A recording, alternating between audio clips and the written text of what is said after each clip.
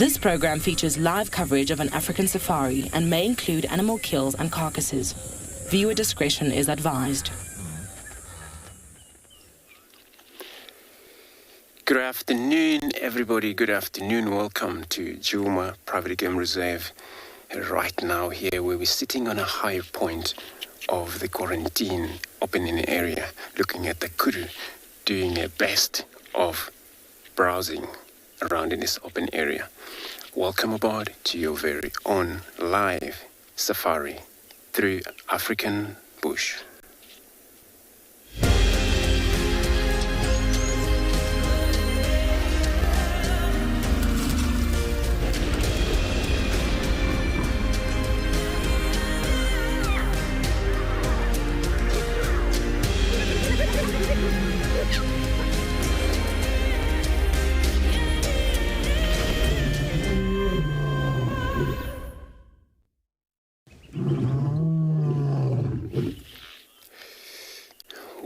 Welcome again, everybody. Welcome to Djuma Private Game Reserve this afternoon. We're still looking at the kudu where they're doing kind of browsing around in this high point of quarantine this afternoon. It looks like it's going to be one of the greater day. My name's Andrew. On camera, I have David this afternoon. This is a way of a start. Always has to start with something around, especially with an antelope, where they are so much love to be around, where they trust. So this is one of the area where they most want to be. They could. I'm going to roll forward because it looks like they're moving away from us. So the temperatures of the day, 30 degrees Celsius, 86 Fahrenheit. Now there we got them still.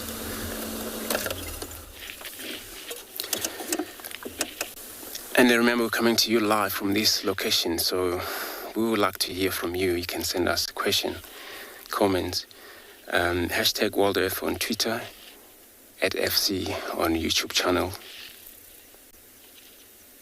But also, if you're under the age of 18, you can also pop us an email on kids questions at worldearth.tv. Or simple as go to register on website. Register on World Earth website and head over to a live safari page and you can submit your question there. And then we'll be answering them right here for you live. So our antelope, they don't actually staying around for us. They probably maybe attracted by a lot of green that is around in this area. So I'm going to move forward to get another visual of them again.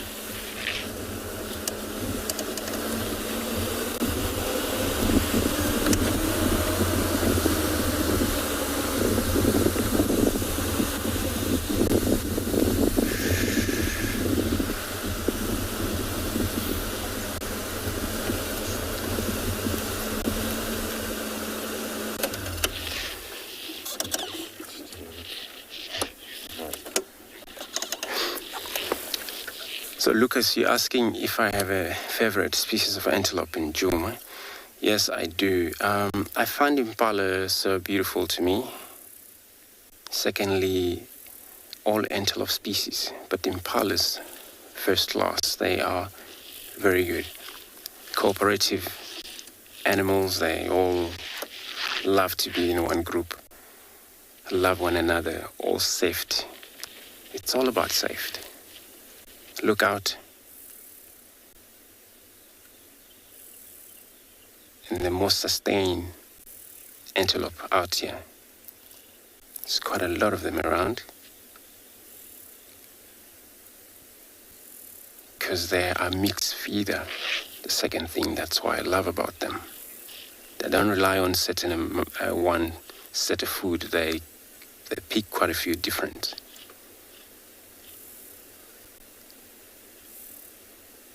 Which that include the grasses.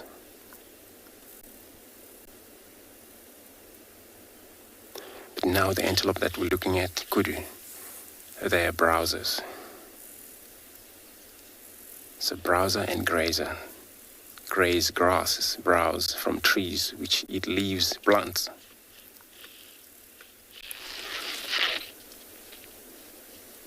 So we're going to move forward again then.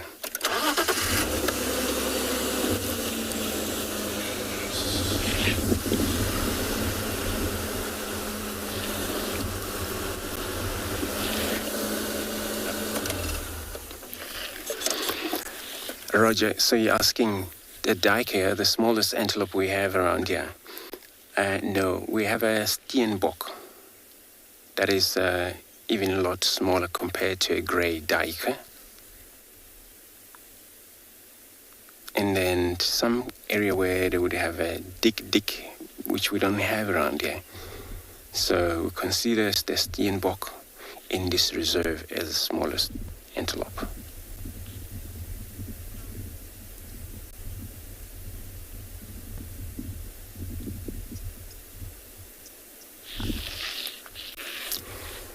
If you watch that kudu, it's browsing, eating all the plants from the ground.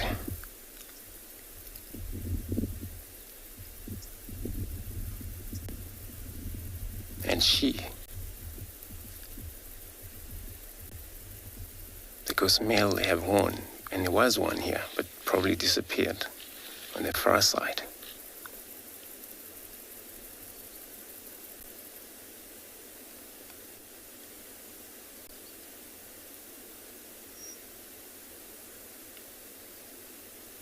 So female don't carry horn at all on most antelope out here.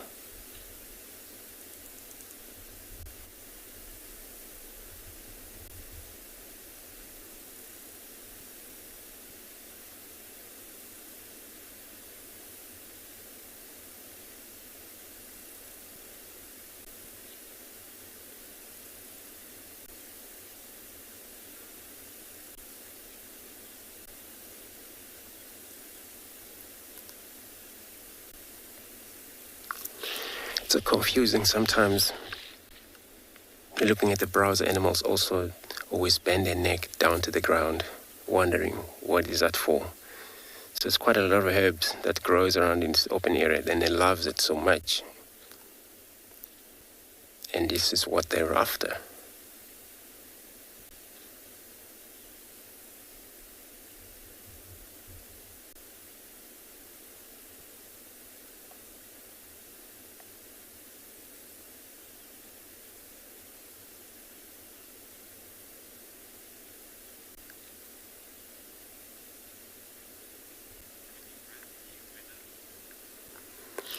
So we're going to carry on, check around about, see if we can find anything in the shed in this warm of a day.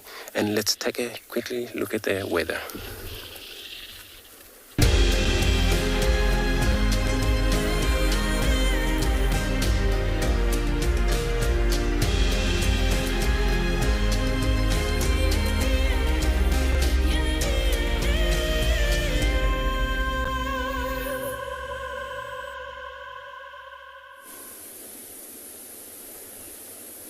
Good afternoon, everyone, and welcome to And Beyond Ngala.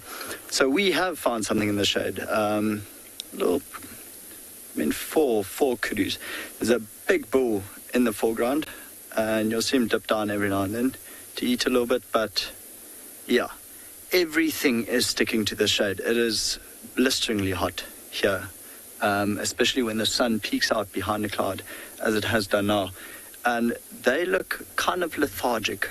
It's like they're actually ready to sleep a little bit. Some of the females, a little bit further to the right, they're just chewing and trying to move further into the shade. Very clever. It's only humans, such as myself, Rowan, and Odie behind the camera, that are out in the sun. But what a beautiful day. I mean, the air is so clean at this stage. We've got the Drakensberg Mountains in front of us, and it just looks absolutely gorgeous.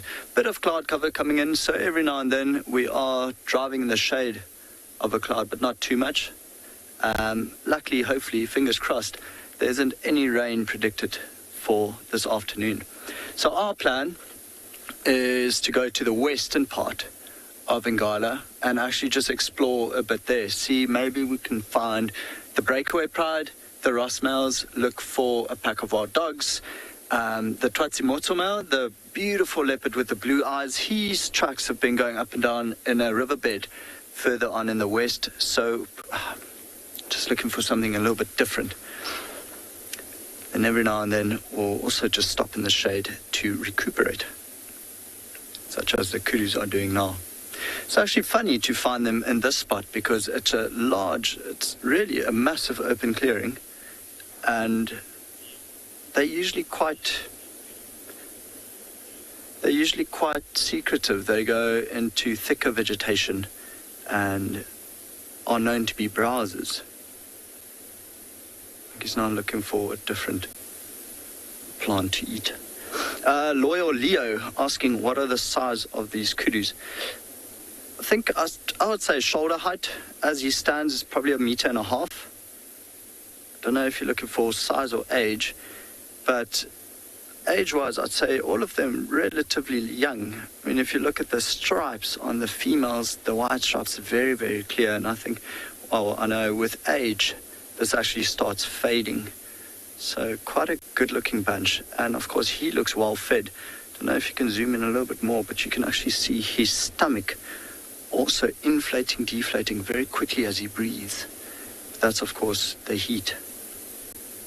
But he's got a good set of horns on him, 2 full twirls and wide. There he goes, into the sunlight. Now you can actually see those horns quite clearly.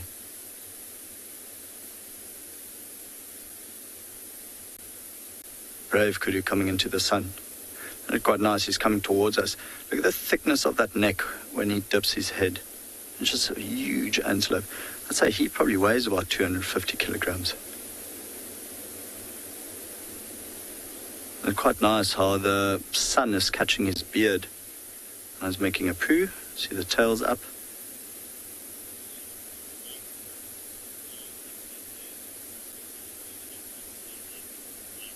Leroy asking, do I think they're the fastest of all the antelopes we see?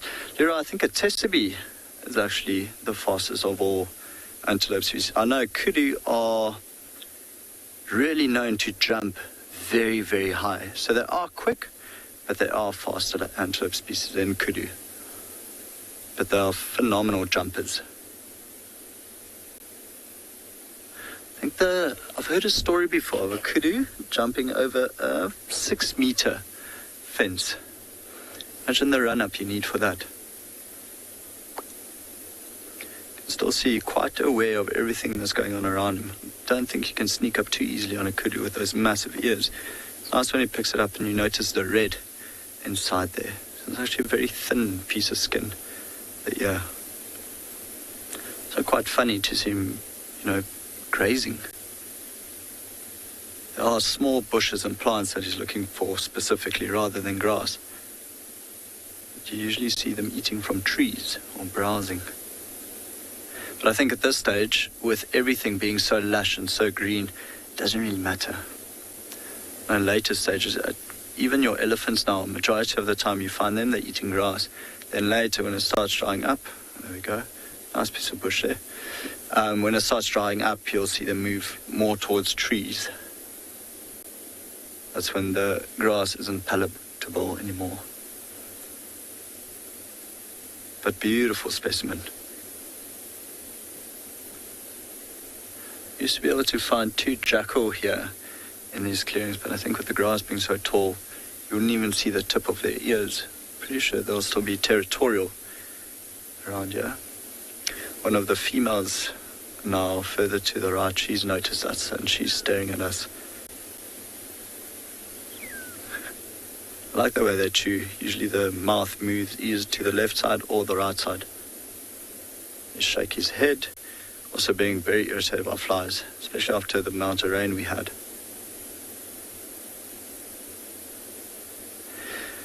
Gorgeous setting with the cloud formation in the background, the kudu and the clearing in front. So I think we're going to leave them, let him feed, and then we'll head further west, cross the Timavati River on the northern side, and then head west from there.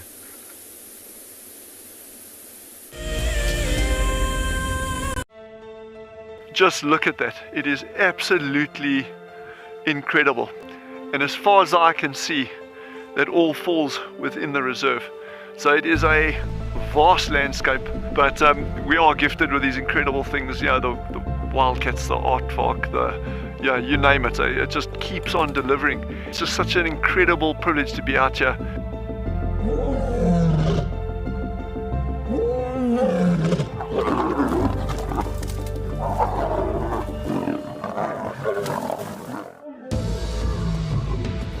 And when you think it could not get better, Mother Nature says, hold on tight. Oh my word, that is gorgeous. We are cooking on gas this afternoon. Have a look at what we've got. Look at how this is the best day of my gutting career so far. We have a baby pangolin, We're just gonna go very quietly. There's your aardvark. And for those of you who've never seen one, this is one of the big safari specials on any reserve. I'm just holding my cap because otherwise it's going to blow away, and with this storm coming towards us.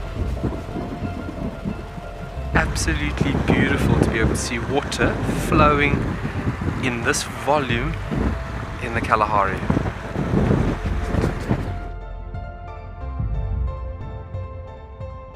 Oh, look at that. You can see the structural component of these flowers. It is perfect. Such a treat to be in and amongst these incredible insects. How lucky are we? You can see how close they are to the vehicle. Very curious. Oh, you can do it! There we go. We made it over. Whew. But look at that view. That's absolutely stunning. You can see how they're going into stalking mode. Okay, there we go.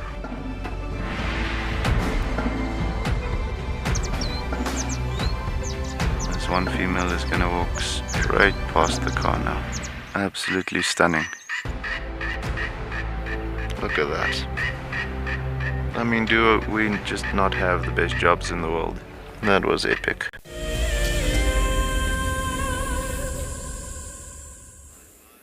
Good afternoon, everyone, and welcome to, well, my side of the Djuma Private Game Reserve vehicles that are going to be taking you on a bumble through the African bush. Now, we are on quarantine, and I'm pretty sure this is the old retirement bachelor herd that spent a lot of their time in our camp.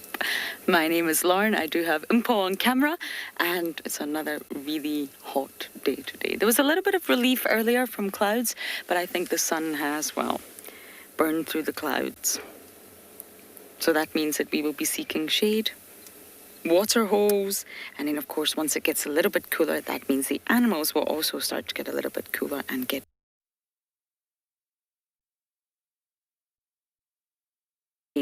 but that's okay.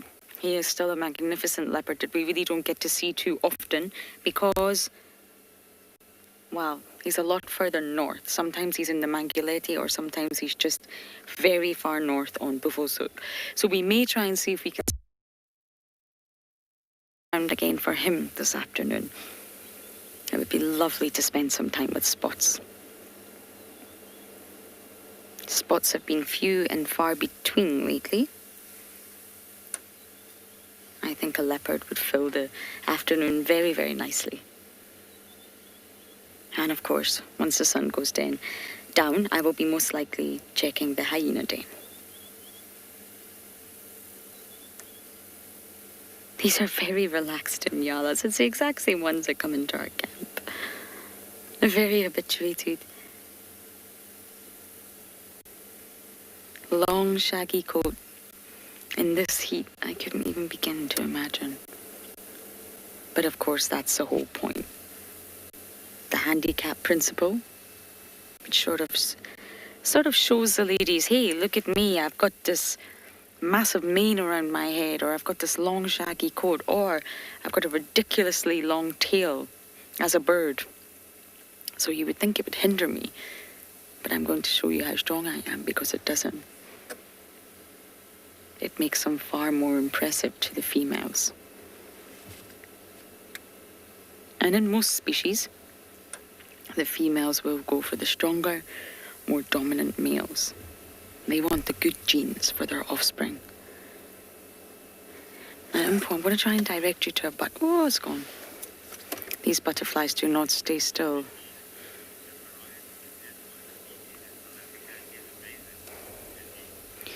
Mindy, yes, we have such a large variety of antelope species. We really do. The most common ones you'll see in Djuma, from smallest to largest, would be the steenbok and then the duiker. We don't get duikers on camera too often because, well, they live up to their namesake and dive away. Then, of course, we have impala, inyala, kudu, and wildebeest. That's the ones that you will see out here in this area, at least. We always get asked to choose our favorite, and that's a tricky one. How do you choose between such beautiful, graceful animals that have all evolved to walk on their very, very tips of their toes? They've all got very, very long legs and large bodies to move through the bush silently. Oh, bushbuck. Sorry, I forgot about the bushbuck. Because we never actually see bushbuck on drive. We normally see bushbuck in camp. We have a mother and daughter that live in our camp. Maybe one day we'll open drive there so you can see them. But we rarely, rarely see them on drive.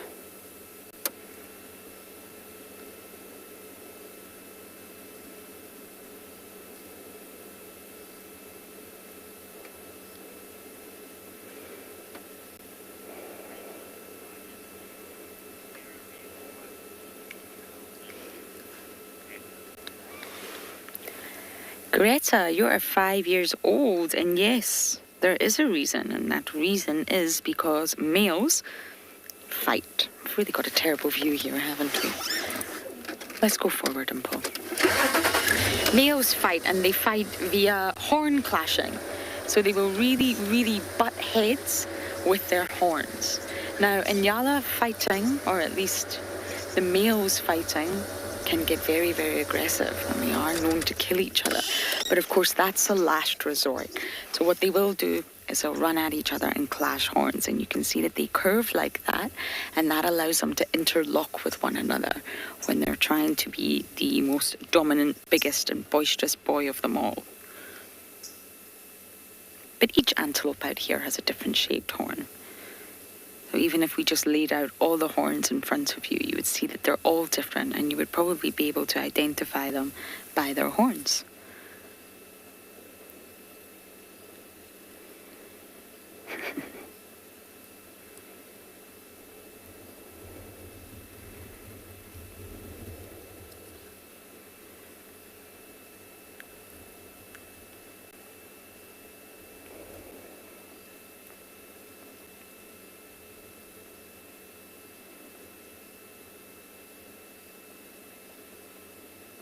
I think it's time to bumble into some shade. And Paul, what do you think? It's very, very hot when we're not positioned in the shade. So let us bumble, go to our first water hole. Hopefully we can have a sighting like yesterday. We had Fang and Herd come down to Chitwa, which was absolutely incredible to see Fang again. I honestly can't remember the last time I saw her or her herd. And she came all the way down to Chitwa, and they had a drink. Now, we had to wait it out. They didn't come immediately down. We had to sit there at the water's edge and wait and wait and wait, and I just knew they're going to come down to have a drink. So it was really, really wonderful to catch up with Fang. And her herd looks like it's growing, or it is definitely growing. There are lots of youngsters, lots of small calves.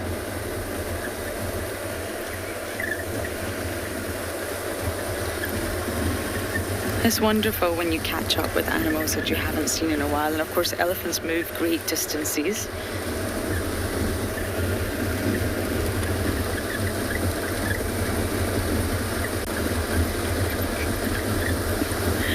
It's a little kid on another vehicle, very sweet.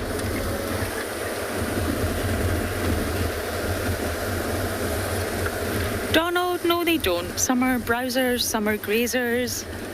Some are mixed ecotone feeders like impalas, which is a fantastic strategy that impala have for survival, really.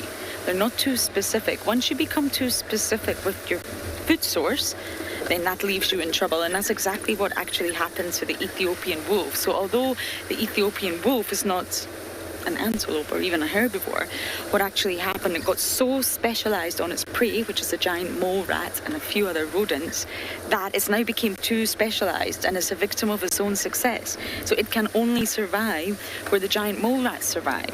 And that happens to be above 3,000 meters up. It's really not easy to see that wolf.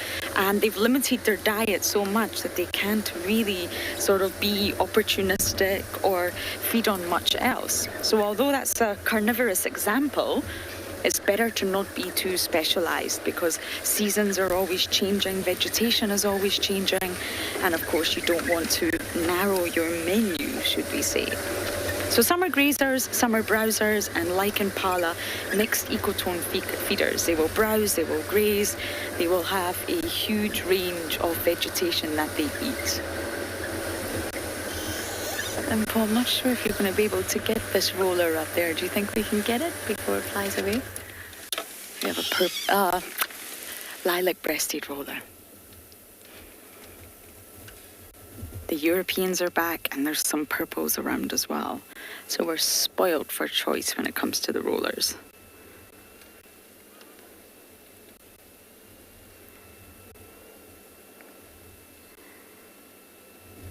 I think this is the most photographed bird in South Africa.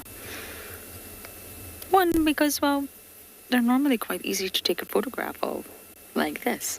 They're very obliging. And two, of course, their beauty. Now, beauty is in the eye of the beholder, but I think most people can agree that the colours on this bird is something really special.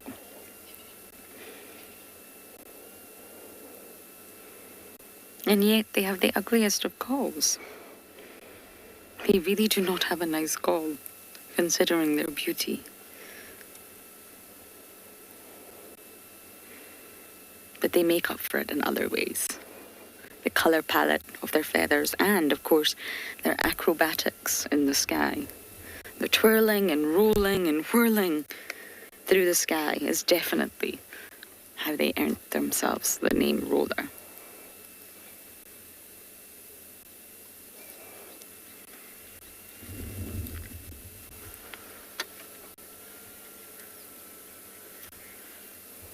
Okay, I'm going to keep bumbling towards my first water hole, and we're now going to send you guys across to Andrew.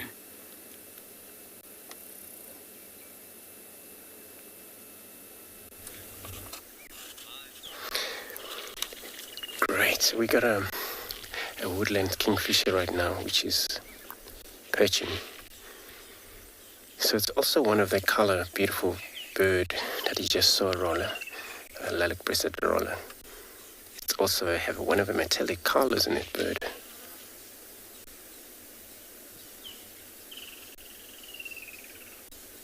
And if you listen in a distance, it's also one of them are calling.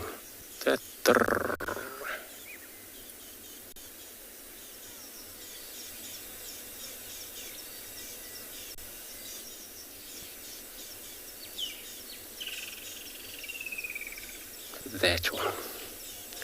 We are crossing over into Vuyatela.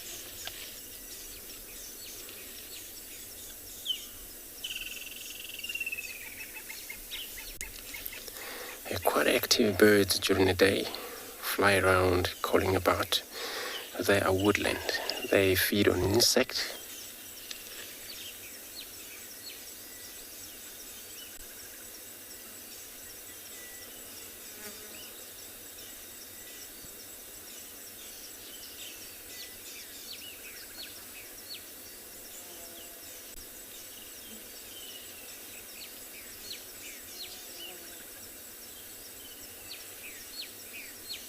So they mainly return every year to South Africa everywhere from September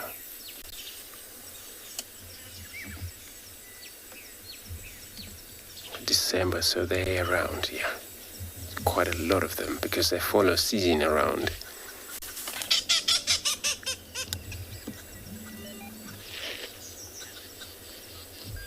He's got something.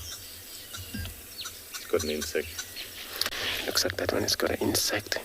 So I mean, you're asking why we don't get to see a juvenile woodland kingfisher. Many of them, they don't actually come to breed out here. So they migrate, and then many of them migration birds, they tend to breed either when they're back, where they just go to hide during that season. So season for them can be depend on which. Sometimes some we go winter rain, but it's wet. There's probably something food they need. And some of them, when they go back to Europe, that's where they thought they have to return back in, and then they breed in there. So, but we've seen Warbeck's eagle come to breed, and quite a few of other migration, but these one, they don't actually seems to come to breed. Looks like it's gone.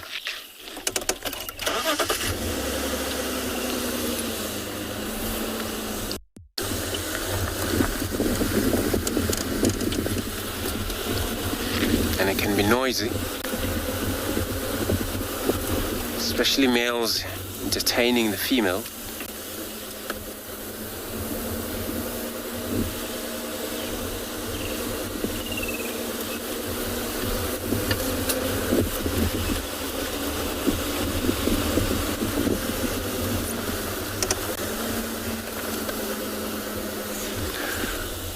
Lorna, you're asking what the bird beak made out of. So I'm not sure, but from my opinion, so our fingernail we usually cut off, and if it's the same kind of sort of material, I'm not 100% sure, because it's been tried. When we were younger, we would burn the head of a bird, and that beak would burn into very kind of plastic, sort of. But I'm not sure, so what it made out of.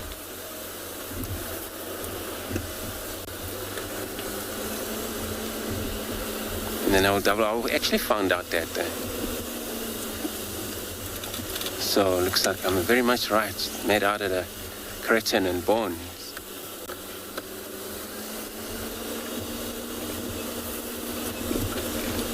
But it becomes so strong beak, and then for that reason, they were able to handle any food they come across when they are trying to kill the enormous size of grasshoppers, knock it into the wood, and they don't hurt their brain, because they, brain cavities are very strong, the head. Most of the birds that actually kill their prey by knocking them into wood, they gotta be well designed. Their bone, brain cavity, it's built so strong, so it's not actually disturbed by any of these, knocking into wood. If we would think of also woodpeckers.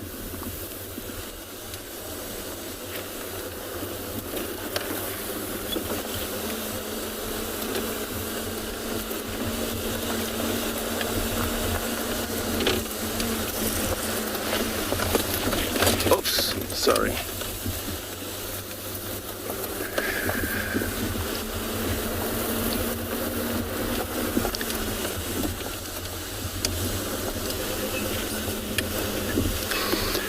So Adam, you're asking if a male and a female woodland kingfisher are the same. Yes, they're the same. When they're together, you're hardly to tell the difference, but there is a difference in size where male a lot smaller, the female slightly bigger than a male. But you're right, they are the same.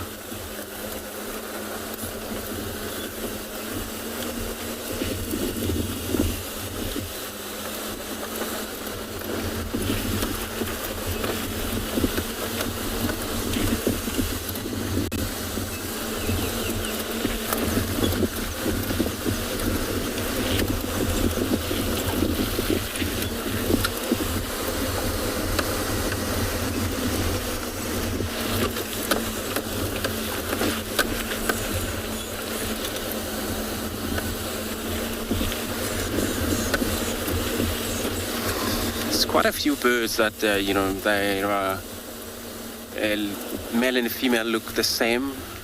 Also, lilac-breasted rollers. Lilac-breasted roller, it's one of them.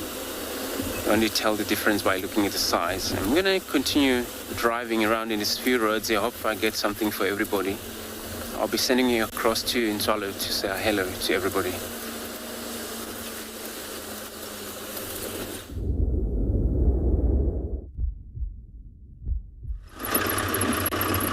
Good afternoon, everyone. It is a beautiful warm afternoon in Ntswalo, Kalahari. There's a little bit of cloud cover building in the northern side of the reserve, so hopefully later on we'll get a few drops. It's time again that we can get a couple of drops. By the way, guys, my name is Moritz. Behind the camera we've got BK, and our plan for this afternoon is wild dogs. So we've got a relative idea of where they are. It is quite some distance away, so we are going to be moving with intention. So yeah, they are luckily a little bit closer than yesterday. Yesterday morning they were in the furthest corner of the reserve, southwest corner, but they've seemed to start moving northeast from there. So they should be at a waterhole not too far, which is in a spot where we can locate them. So hopefully we'll get there and find them before they start moving, before it cools down too much, and possibly get them hunting this afternoon. So that'll be great. It's always good to see the dogs on the move. But even if they don't hunt, even if we can just spend time with them, there's something special about a wild dog that I just love. They are such beautiful animals. And so interesting as well. I think there's so much that we still don't understand about them. So every second spent with a wild dog is a learning session as well, always. So yeah, we are going to be moving at a steady pace, heading down to the area where we're going to. Obviously we're not going to drive past anything. If there's a leopard that starts dancing in the road, we're definitely going to stop for that. But yeah, our plan is definitely to get there and then possibly find them before they start moving, because as you can imagine with wild dogs, as you've also seen with wild dogs, they can be quite difficult to keep up with, especially if they start moving before you locate them. Then to try and guess which direction they're moving can throw you around quite often.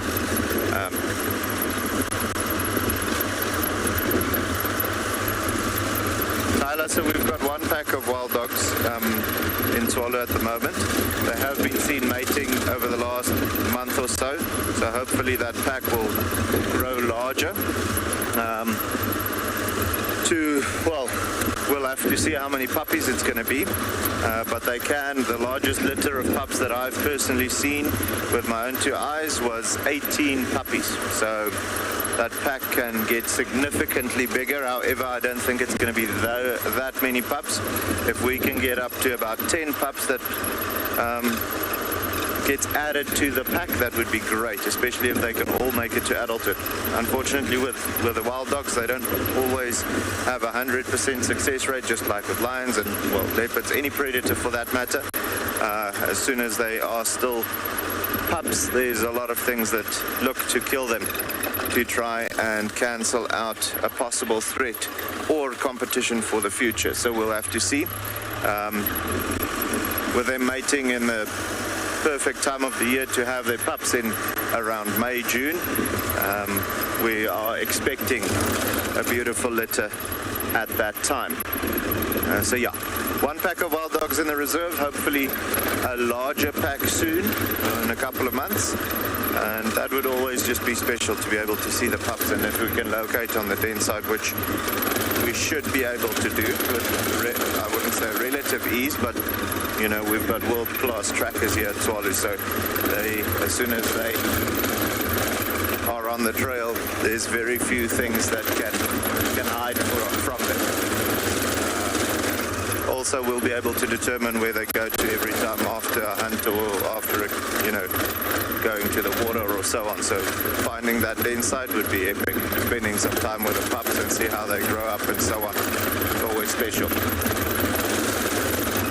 Alright as the corrugation on this road is just a little hectic after the last couple of days of wind. But yeah, we're gonna head on. As soon as we find something or locate the dogs, we'll let you know, okay?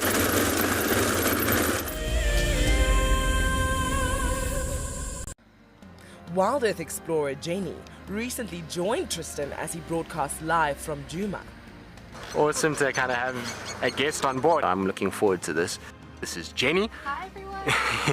And Jenny is the first of our Ticket to Dream holders. If you want to go on safari with a Wild Earth guide whilst honing your bush knowledge and of course featuring in one of our shows, then head over to our website. Literally being with Tristan on the vehicle today has been incredible. It has truly been a dream come true. Sign up to be a Wild Earth explorer and you could be making your first ever on-screen appearance. I would highly recommend being a part of the Explorer program and being able to be a part of an interactive live drive.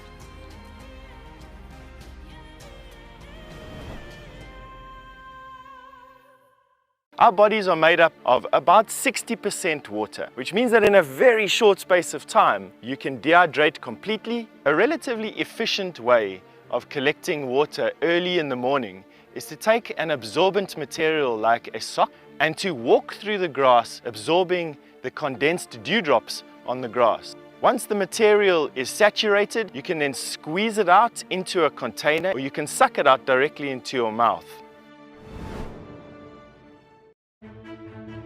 Hi everyone, my name's Daniel Fisher and I'm going to be your guide this afternoon. I'm looking really forward to taking you through and showing you all the beautiful places here at And Beyond Ngala. If you have any questions, please register on our website. Once registered, go to the live page feed and post your questions underneath the live feed. Join me on my next safari through And Beyond Ngala on Wild Earth. Send me live questions through the Wild Earth website and I'll answer them live from the African bush.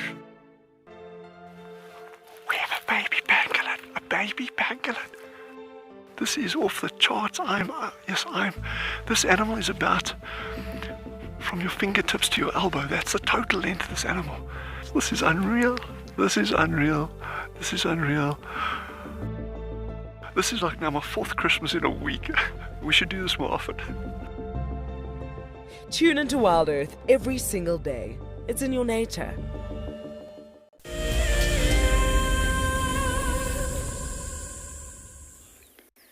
Possibly the smallest leopard tortoise I've ever seen. It's a complete juvenile. I don't know if you can see, but it's tiny. Hello, little one. I'm not happy with you being on the road like this. It's absolutely tiny. I'm just going to move out the way. If he goes on the main roads, I'll either escort him like he's a celebrity to safety, or I'll move him. You're not supposed to pick up tortoises, absolutely not, because they can risk dehydration. But luckily enough, this is summer and water is everywhere. So if a tortoise, well, if its life is at risk and it's going to get squished by a car, you can move it, but just place it next to water. So if it does expel all the contents of its bursa sac and it leaves itself dehydrated, then it can replenish it immediately and it will be absolutely fine. You are so small. I'm not sure you're going to have a view from here now. I mean, I would say it's about the length of my pinky finger. It's on the move, on the move. It's remarkable to see how small they are and how big they grow. But with sea turtles, at least, and tortoises, when they're first born, when they're hatchlings, when they come out of the egg, their shell and the plastron is actually very, very soft. And that's why you should... Oh, he's going onto the road. That's why you should never pick up a sea turtle if you're on a beach holiday or a vacation. And if you have to, in order to save its life, then make sure that you don't squish. Don't hold too hard. Pick it up extremely gently, sorry. And it's only after a little bit of time that their shell really, really hardens. We're in a big rush today. Can you see it, Impo? Do you have somewhere to be?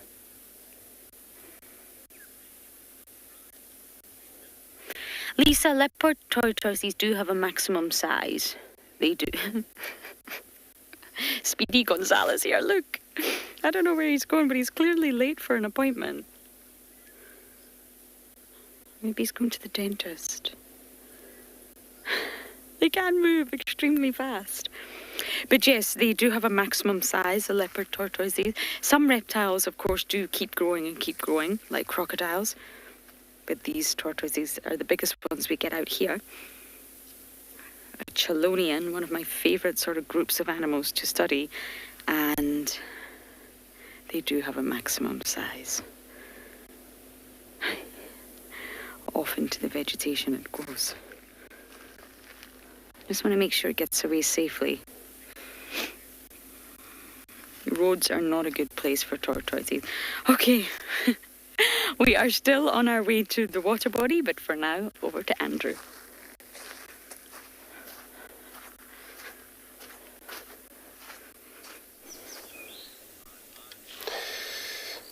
Good luck, Lauren. So we bump on these colony of dwarf mongoose on the road. There was also steenboks that I think vanished into the bush. And well, you were just behind the steenbok, but it was all about getting along. When I look at the antelope, there is not actually danger to them. When the antelope look at them, not looking at the danger. Maybe that steenbok will come back to the road, but for now, it's gone.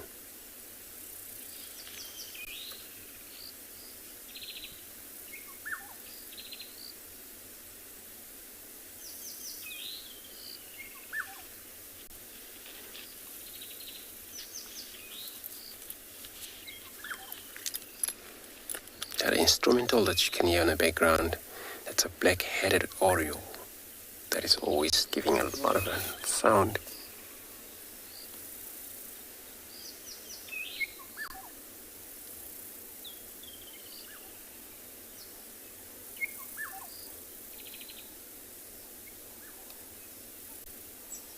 So here's steenbok came to the road.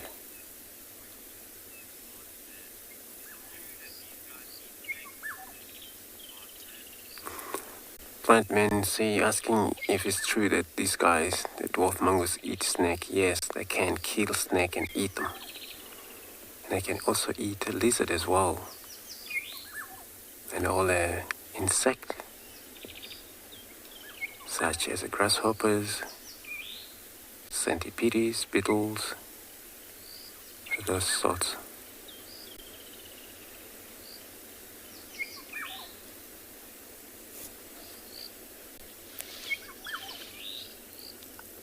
And Aurora stand on an hind leg just looking around, so probably alert, or maybe because of the bird calling in the background, just making sure that there's no danger around them.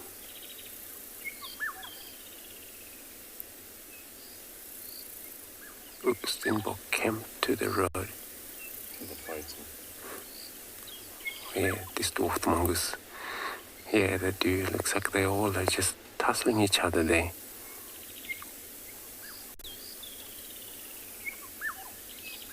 They do quite a lot of entertaining, these guys. They all just do something. Every time you watch them, they're gonna do something.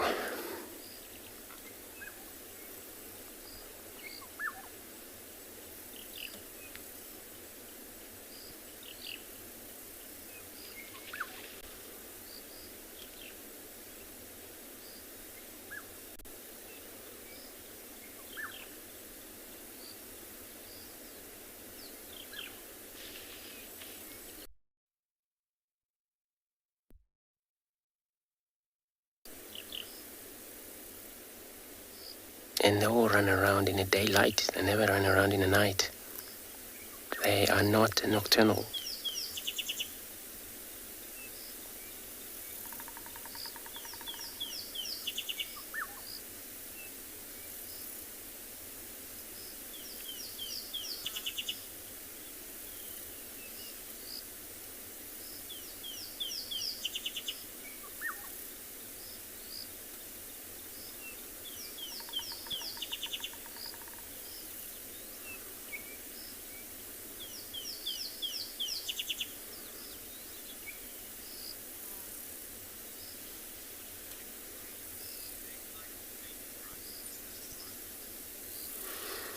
Round 23. So you're asking if they fight for the mating right. That's not like often happening.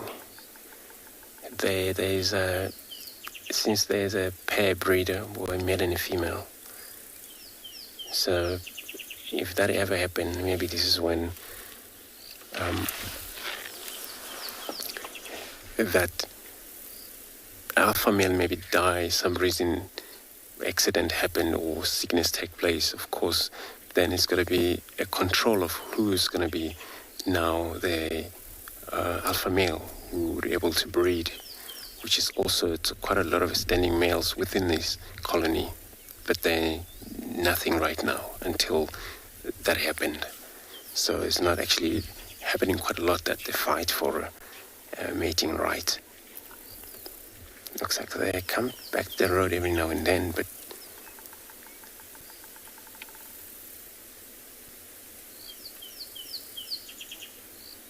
always running across.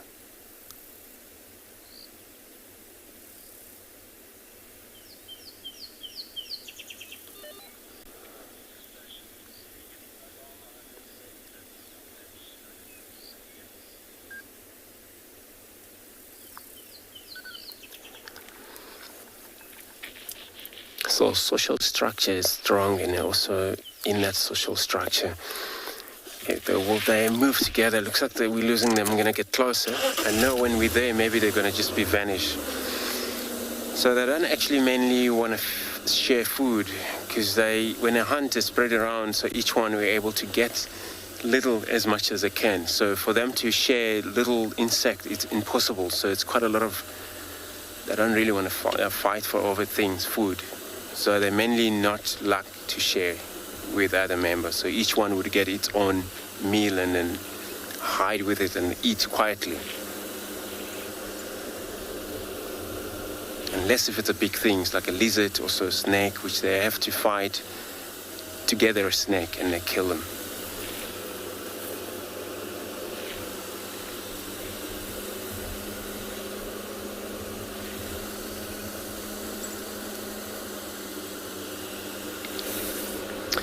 Simone, asking if they can climb trees like the squirrels. Now, they're not actually very good climb. They can climb, but not far. They following trees, they can. If they ever find in trees, it's not far. It's the trees with a lot of branches, not far from the ground. But they don't really actually good climber, just like the squirrels, there's a lizard and things.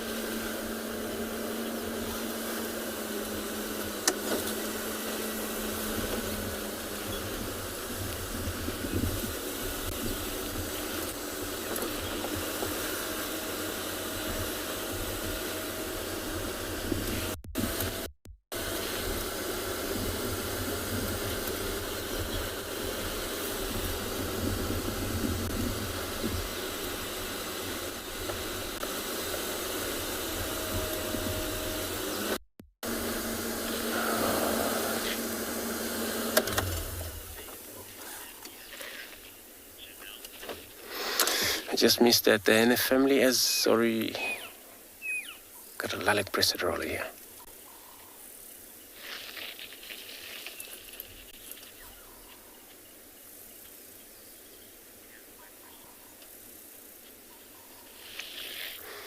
I've got a lilac breasted roller.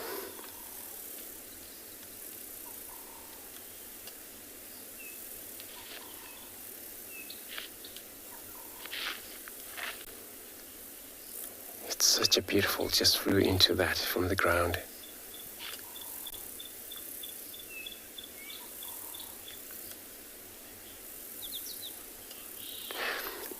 Butterflies, so you're asking, do birds sharpening their beak? The way they're sharpening their beak, usually sharpening naturally, but they will clean them. But when they do that, they would use their wood, their perching in it. So it's a way of cleaning after them, especially feed, and that's how they would actually get it clean if it was any attached object, such as a liquid, blood. If there is a bird eat on meat, of course they would clean their beak using even their talons. But many birds, they would use their wood, a very small wood, and would do that few times both sides of this beak, get a little bit clean. It is the only time they would be sharpening this beak.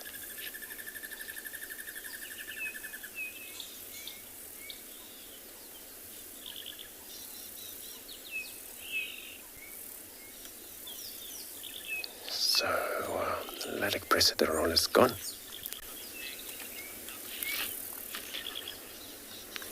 Tabi's saying, you're saying you love their colors. Indeed, they're actually very beautiful color. We've got a single dwarf mongoose running around.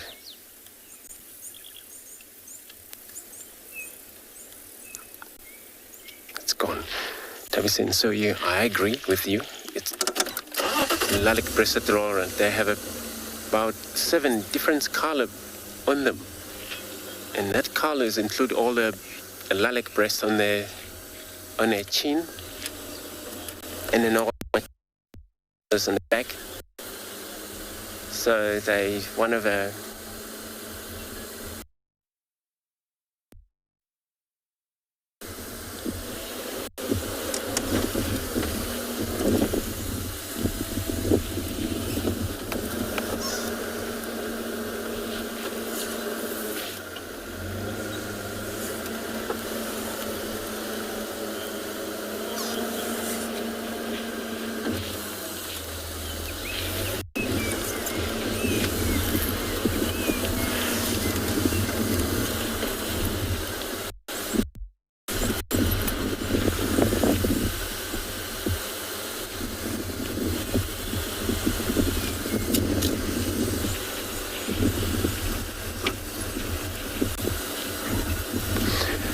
So asking if we have a springbok here in Djuma. No, we don't have a springbok. We have a similar antelope, almost likely to be like a springbok, but they're impalas. A springbok, we don't have them because they mean to be in a very dry area, where here, as you can see, is all green, thicket covered area. So they won't occur here.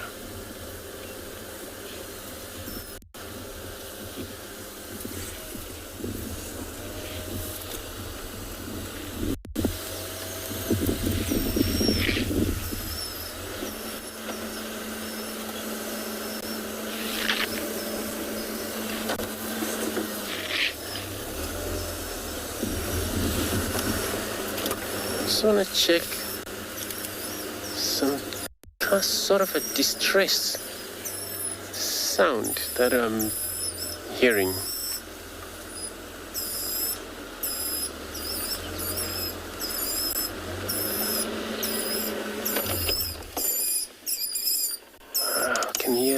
Can see moving grasses, but we cannot see who is dying or whatever.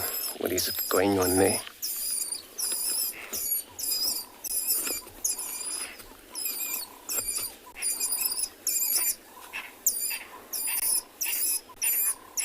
I don't know what is. What is it?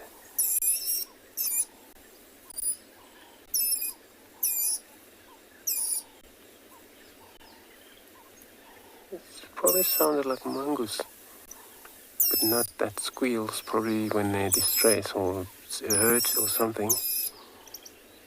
But I can hear some other sound. It looks like there's a mongoose in this area, but I'm not sure what's going on there.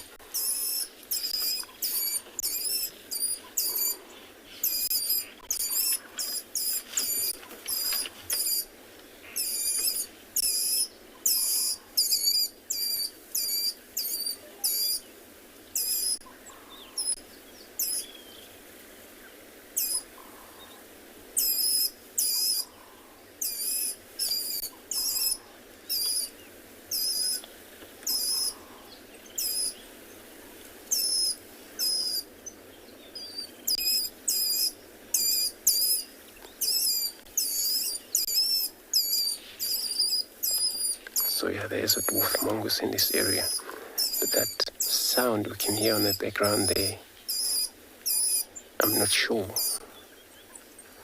whether they have a youngest here with them.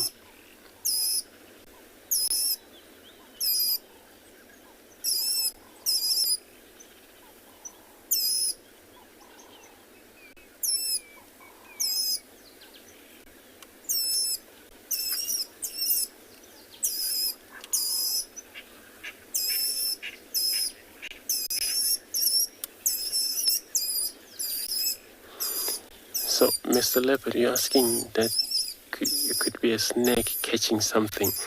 With the mongoose around in this area, I doubt if it's a snake, because these guys will be all right in there fighting that snake at the same time, since they don't get along with the snake.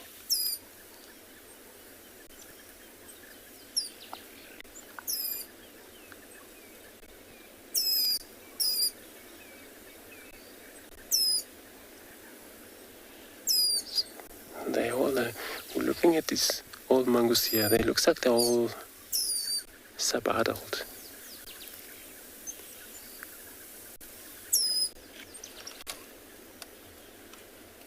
By looking at the size, maybe there's more of them back there.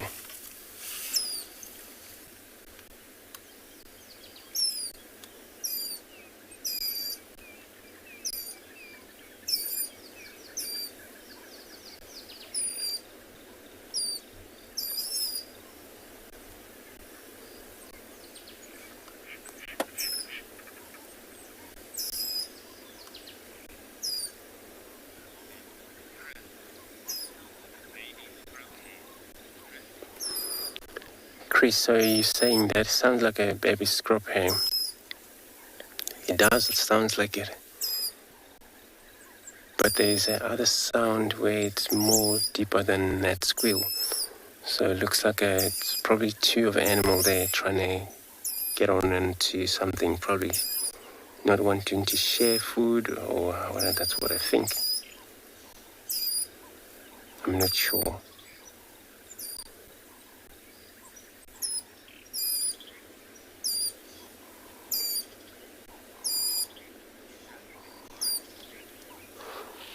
So I'm going to stay focused here, see what's going on.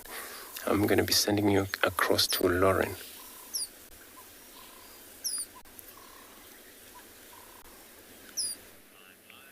I also have dwarf mongoose fighting, but this is play fun.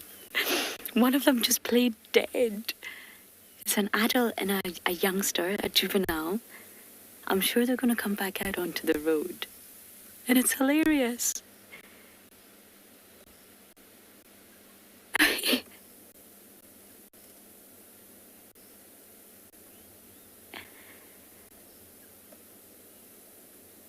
It's not aggressive. We've been watching it for a minute or two. It's play.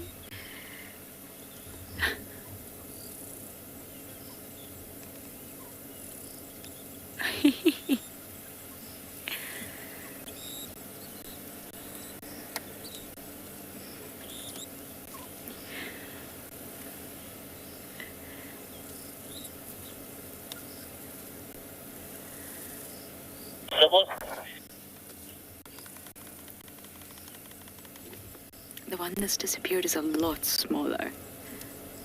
That one.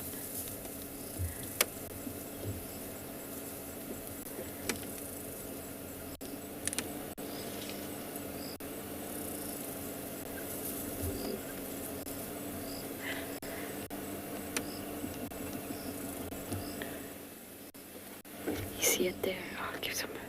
I hope they come back out again. That was absolutely adorable.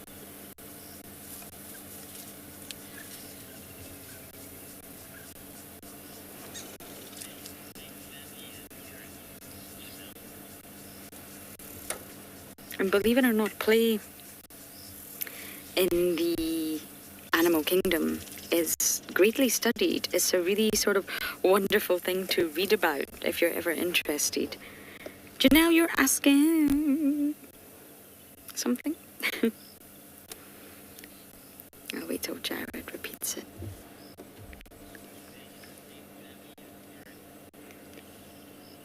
Ferrets, you're asking if they're in the same family. It's ferrets. They're both in the order Carnivora. I think ferrets belong to let me see. Let me just check this for you. I've never seen a ferret. Mustelidae, yes, they're in the same family as Mustelidae. I'm just checking on my Mammo app.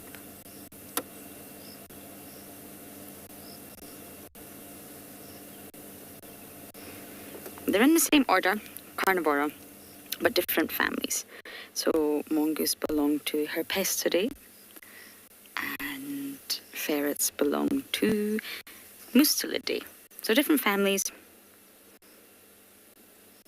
and same order, but very, very similar in many different features. I've never actually seen a ferret. They describe them as a sort of domesticated form of the European polecat. I think our little mongoose have possibly disappeared.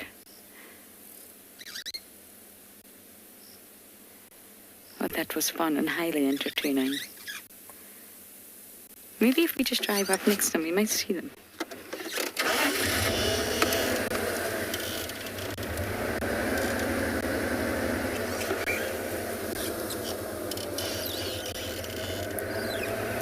But again, the grass is so long right now.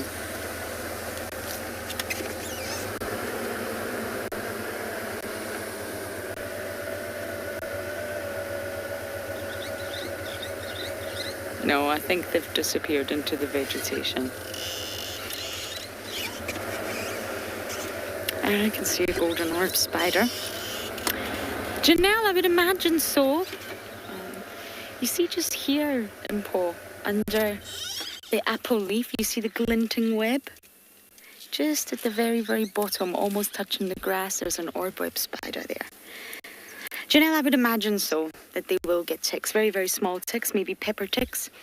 Not necessarily the big ones like the rhino ticks. Yep, there you go here.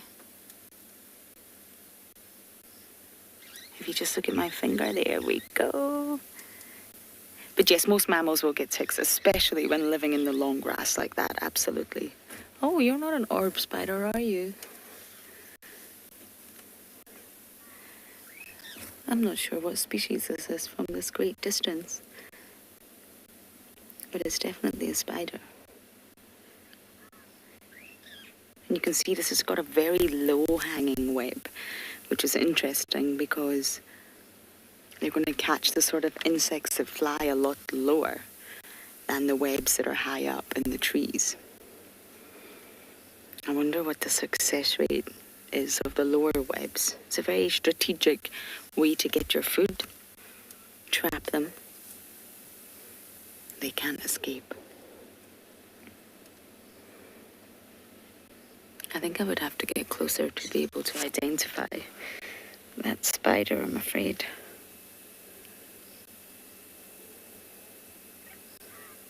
I mean, some of the golden orb webs can span meters and meters across. That's one thing you don't want to drive into.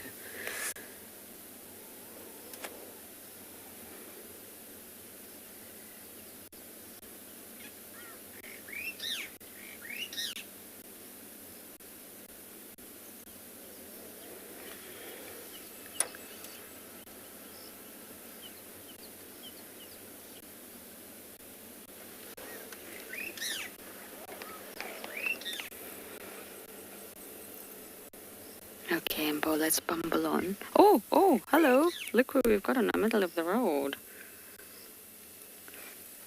Are you just coming to have a look at us?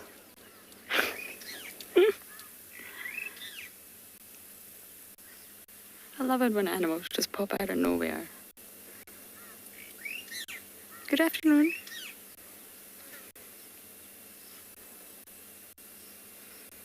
I think this is the relaxed family that we've been seeing quite a lot. Let's see if we can catch up with them.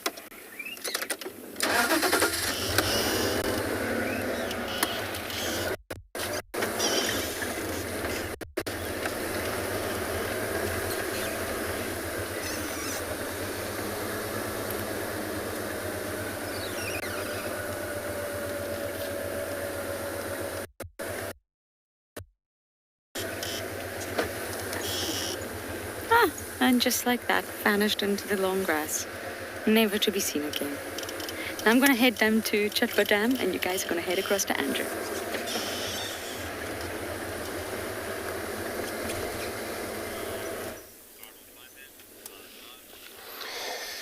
So we try to reposition here to listen to all of the sound we had in the background.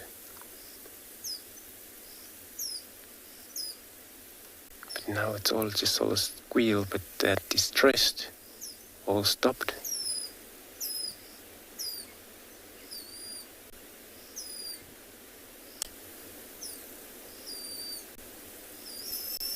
Why does somebody hurt in the group? Or whether there's a mating? This is my opinion. This is my thought.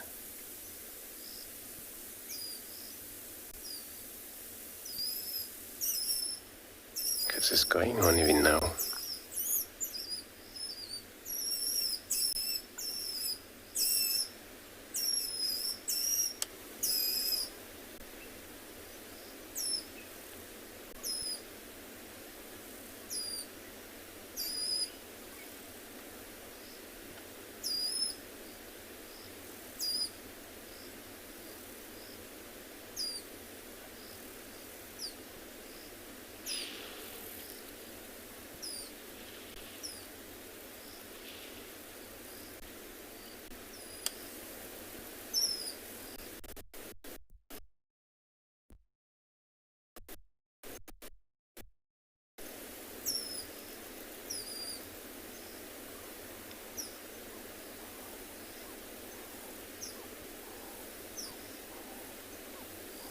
It seems to be stopped, but every now and then it's going louder again and again.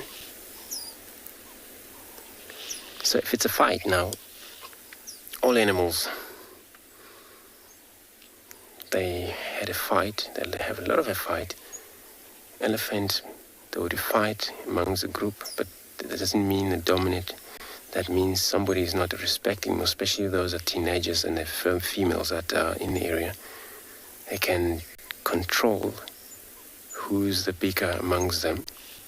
But apply the same with the lions, with whoever is remain in the group.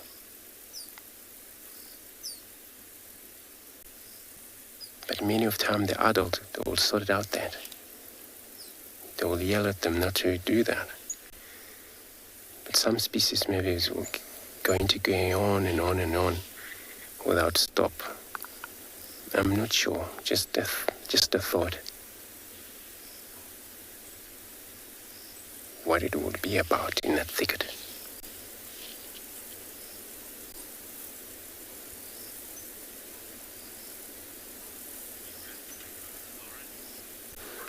So I'm gonna leave the scene here. Hopefully everything will be alright. And then I'm going to be searching straight to the south in Chillicut line. I'm going to be sending you across to Lauren.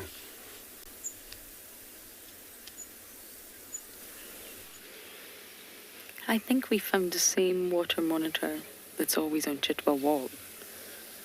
Huge! This is a very large monitor lizard. Look at that body. Aren't you just lovely? Lapping up all the compliments. Lavishing the sun.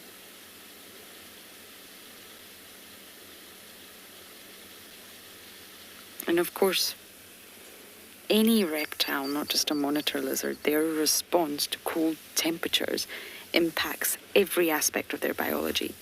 They need warmer temperatures. They can't survive properly when it gets too cold. They'll lower their metabolic rate, and this means that their activity levels are completely low when it's really, really cold. And fatigue can actually set in. After very, very short bouts of movement or exercise, they just haven't got the energy. And for this reason, in general, reptiles don't really migrate in such a way that birds and mammals can, at least. The leatherback turtle is probably the closest you'll get to migrating. Sea turtles are slightly different. But for this reason, you won't find reptiles in general moving great distances, because as soon as the ambient temperature drops, they're in trouble.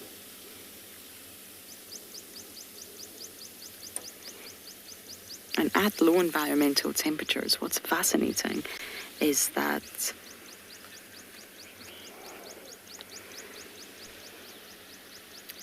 is that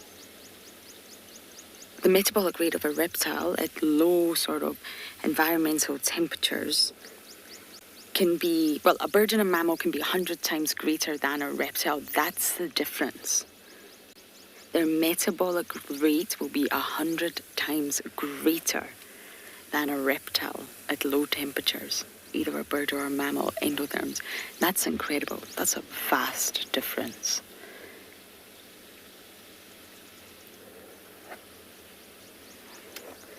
Priscilla, they are similar.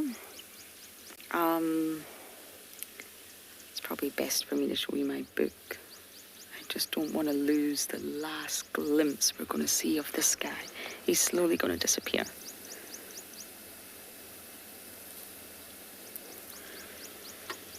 Huge.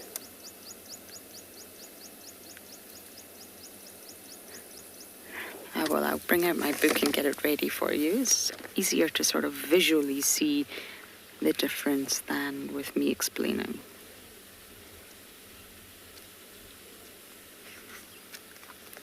Water monitors are longer, at least. So they also can be called Nile monitors. And they win the sort of competition for being the biggest. Whereas rock monitors are very bulky. They're far stockier. Let's take a look at the symbol. And they've got a much sort of bulbous, rounder snout, if you like. They're much heavier set. You'll find rock monitors sort of, if we look at this one first, Dimple, you'll find them in trees, in vegetation, inland a lot more than you will water monitors. So this is a rock, and you can see that he's got a really bulbous snout. It's quite heavy set, but he's not as long as the water. And then if we just go over to this page and pull right here, you'll see that the water monitor has got a much slender snout. And just generally slender in their build. They both have different colorations, marginally so.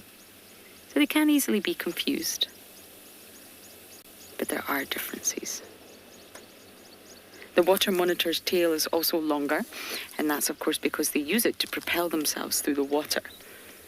They need that sort of, propeller in order to glide through the water. They don't have fins. Okay, I think this one has disappeared. Just like that, into the crevice of the embankment. That was a large monitor lizard. Okay, let's see what else we can find around Chitwa. You can never come to Chitwa and not see something.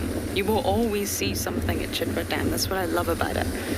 It's never empty. It's never void of life. Be it a bird or a reptile or some insects, there's really always something to look at.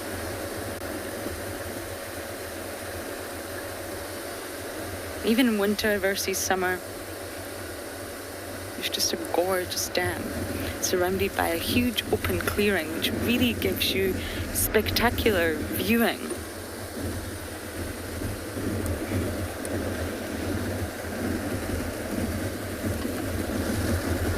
Okay, I'm going to keep bumbling a little further south and see if there's anything in the open area, and hopefully we get lucky.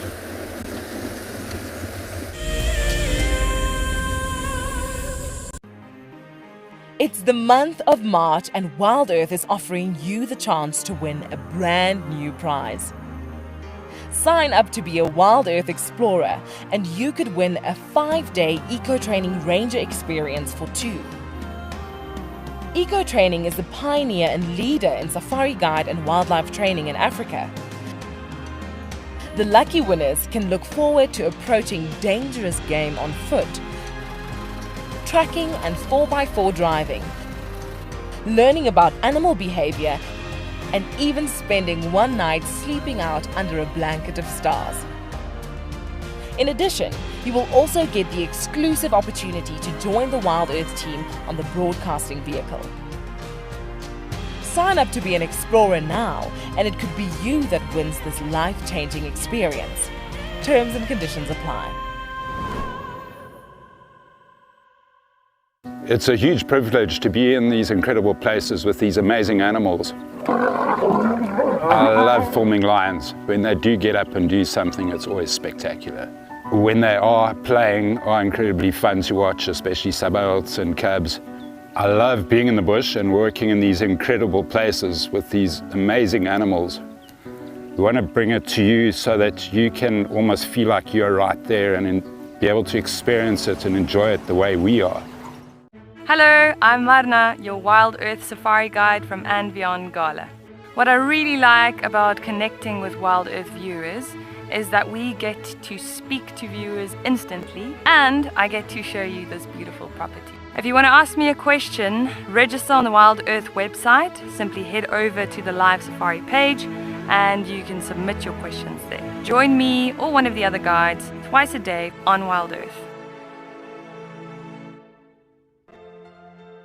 Guys, have a look at what we've got. This is better than my birthday. Look at that. This is the first time that I ever see cubs this small.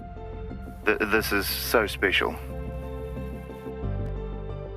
This has officially just become my best sighting of all times. Tune into Wild Earth every single day. It's in your nature.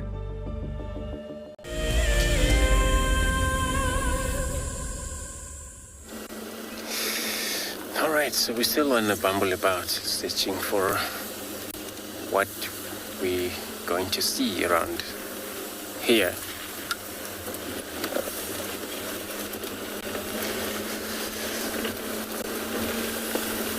When I came to work this far east, Chillicothe line, I was hoping for a Tlalamba.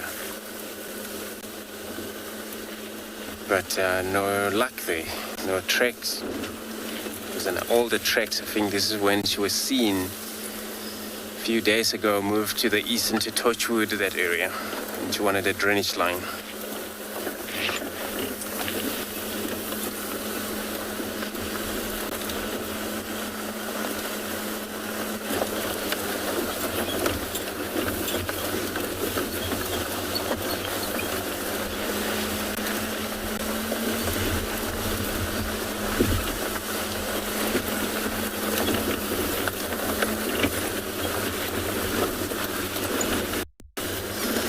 Oh, there's a water park. Water park.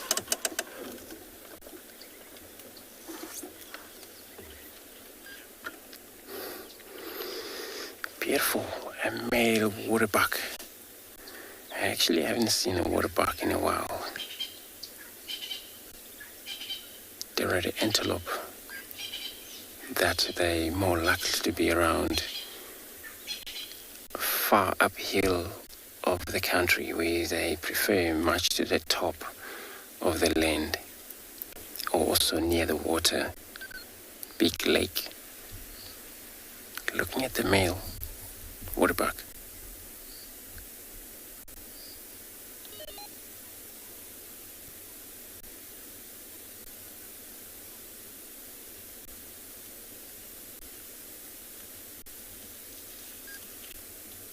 It's so cool that he stares at us. But when you look his ears, he controls them. So it's pretty much for hearing, pick up sound.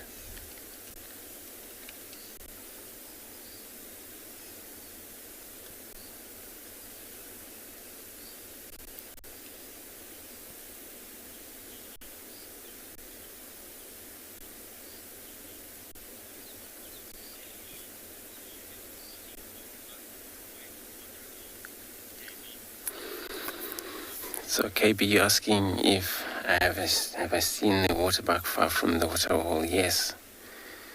In fact, even right now, waterhole would be 2 k's to the south from here. So you do find them sometimes way far from the watering hole. But they love water. When they're around the watering hole, they're more likely to spend times inside the water, halfway around the lake, feeding on the reeds. And then that's how they spend time around the water. That's where their name, in fact, came from, as a waterbuck. seems to be getting away from us, and it's too bushy.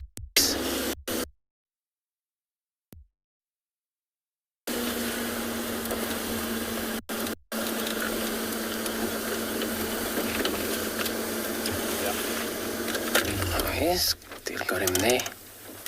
Sorry.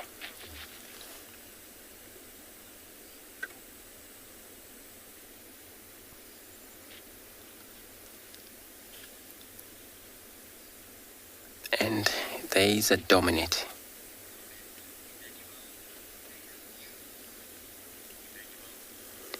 Emmanuel, so you're saying they have a beautiful horn? Yes, they have a beautiful two set of horn. But there is a difference between this horn and for a kudu's horn as well. So this one seems to be straight up and forward a bit to the tip end, but very sharpened.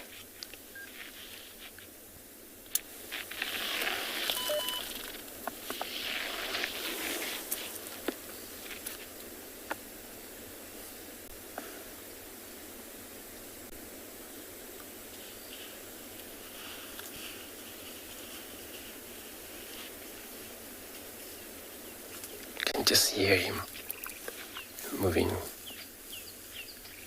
He's crossing this little drainage line. We're just gonna see how far he's gonna go. We're probably gonna get to see him again when I move forward slightly. I'm not sure. I'm gonna go also.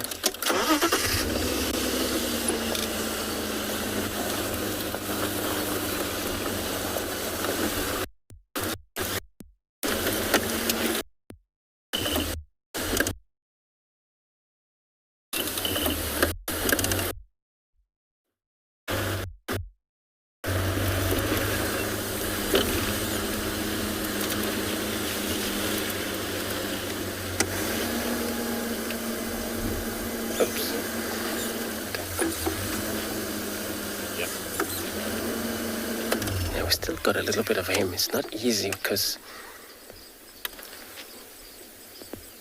he's in a thicket, but at least we still got him.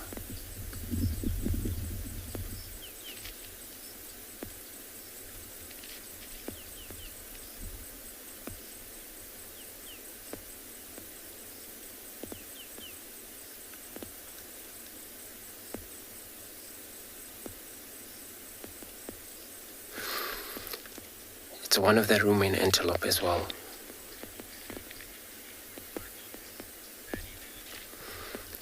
Benny Lulu, so he's saying beautiful eye marking. Indeed, he does have this little whitish marking both sides of his side of the ears or front of his eyes.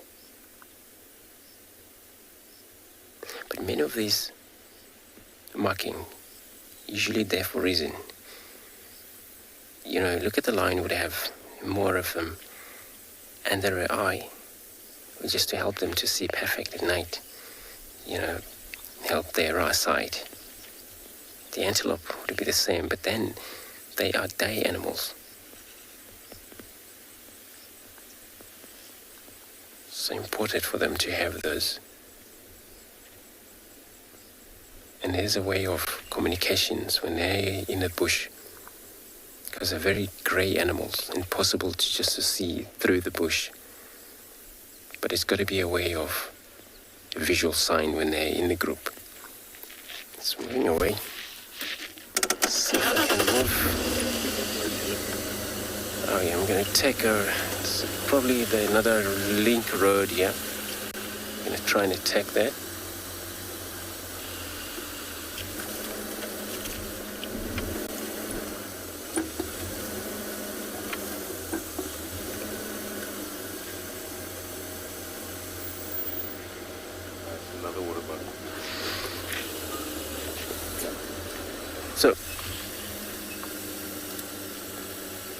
So we're trying to reposition here. I'll answer their questions. Just forget who it comes from. I can repeat the name again.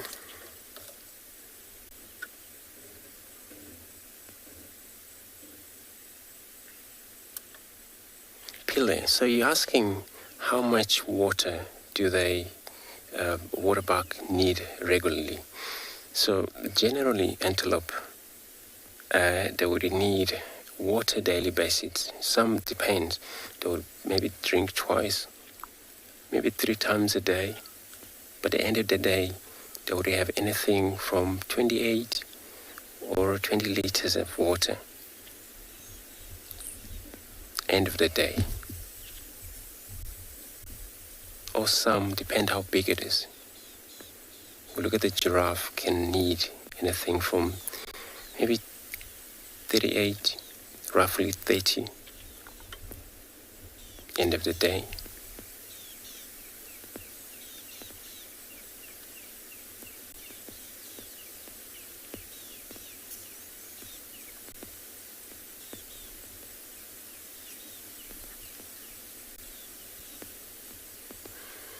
So I'm gonna see if he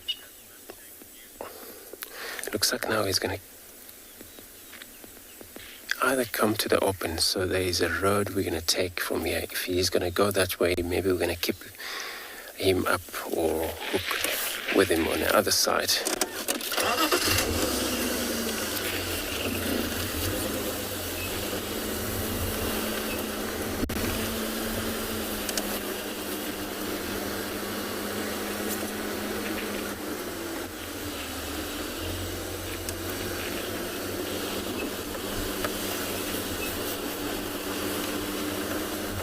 So there is a bachelor group in Waterbuck where they move around in such a group of all mix of different age of males, young males, and then bigger males. Those are not dominant. But there is a system where the dominant male could be isolated. If he's not with the female, then he's alone. But he could be polite enough to maybe allow those male that are not dominant. Oh, it looks like he's going to appear right behind us. So I'm going to go back.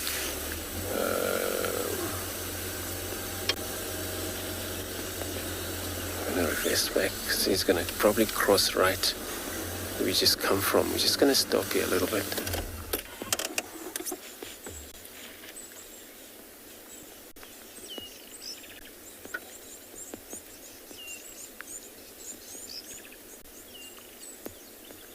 Approaching the road carefully.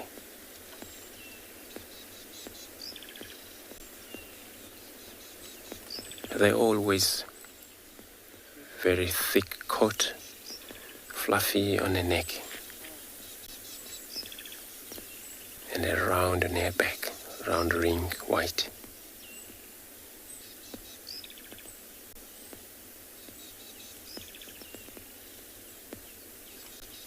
It's gone. And that round ring, it's all a follow me mechanism. When in a group, they have to follow one another. So we're gonna just leave him go, and then we probably see if we can see more of animals along the road.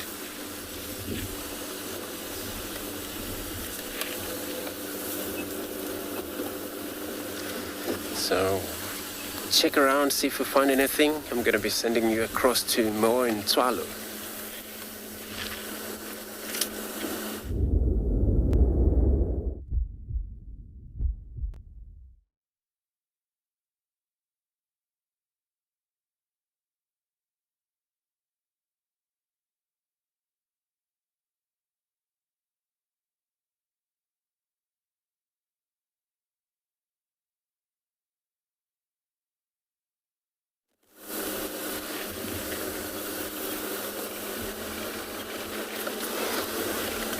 So we now, since let him go, and then so we're going to try to drive and look for one of the ponds around here. That we may maybe pick up more of the other antelope species that we don't see quite often around. That would be maybe a bushbuck, which you also have them around here. more likely to be in one of the drainage line systems.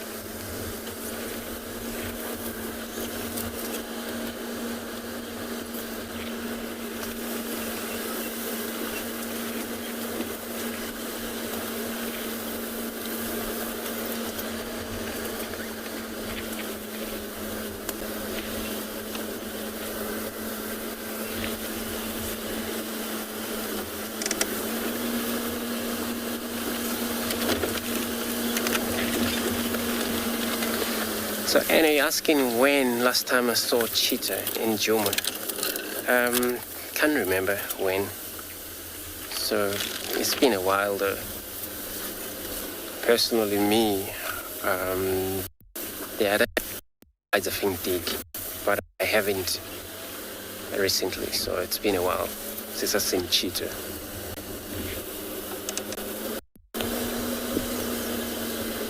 But it's not that they're not around, they're around. It's a matter of lucky finding them.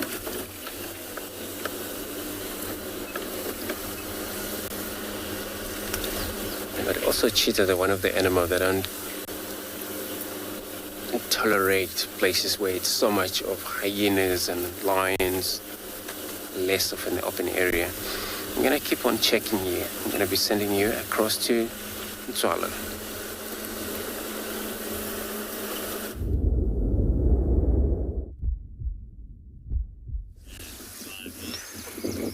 Alrighty guys, so sorry for the first time. I think my audio was giving some trouble so you couldn't hear me, but after a long drive we've managed to relocate on the pack of dogs now, unfortunately for us, but very happy for them. It seems like they fed this morning. They must have made a kill somewhere. Belly's very round, and there's one of the dogs which still has a resemblance of blood on the face, but it's difficult to really see now.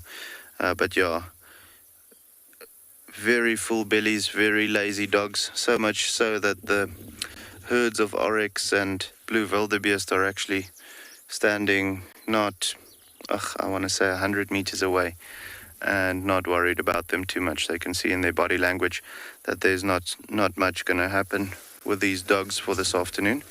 But beautiful, beautiful to see them doing well and that they're hunting efficiently and all of those things. There's a couple of blue wildebeest calves we'll show you now. Blue wildebeest calves also in the area, so there's a very good possibility that they might have taken down one of those this morning, or possibly a warthog. You know, with a pack of 4, they can't necessarily go for the larger things like a fully grown wildebeest or an oryx or something like that. So they'll rather concentrate on the calves and the warthogs and so on, which is perfect because, I mean, that's what they're supposed to be going for. If a pack of 4 took down an adult oryx, then I would start getting worried about driving around in the reserve. But yeah, I mean, just look at how beautiful that is. Stunning, stunning, stunning. I love the colors of a wild dog.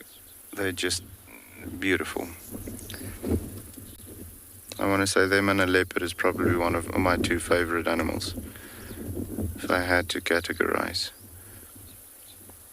Just absolutely amazing.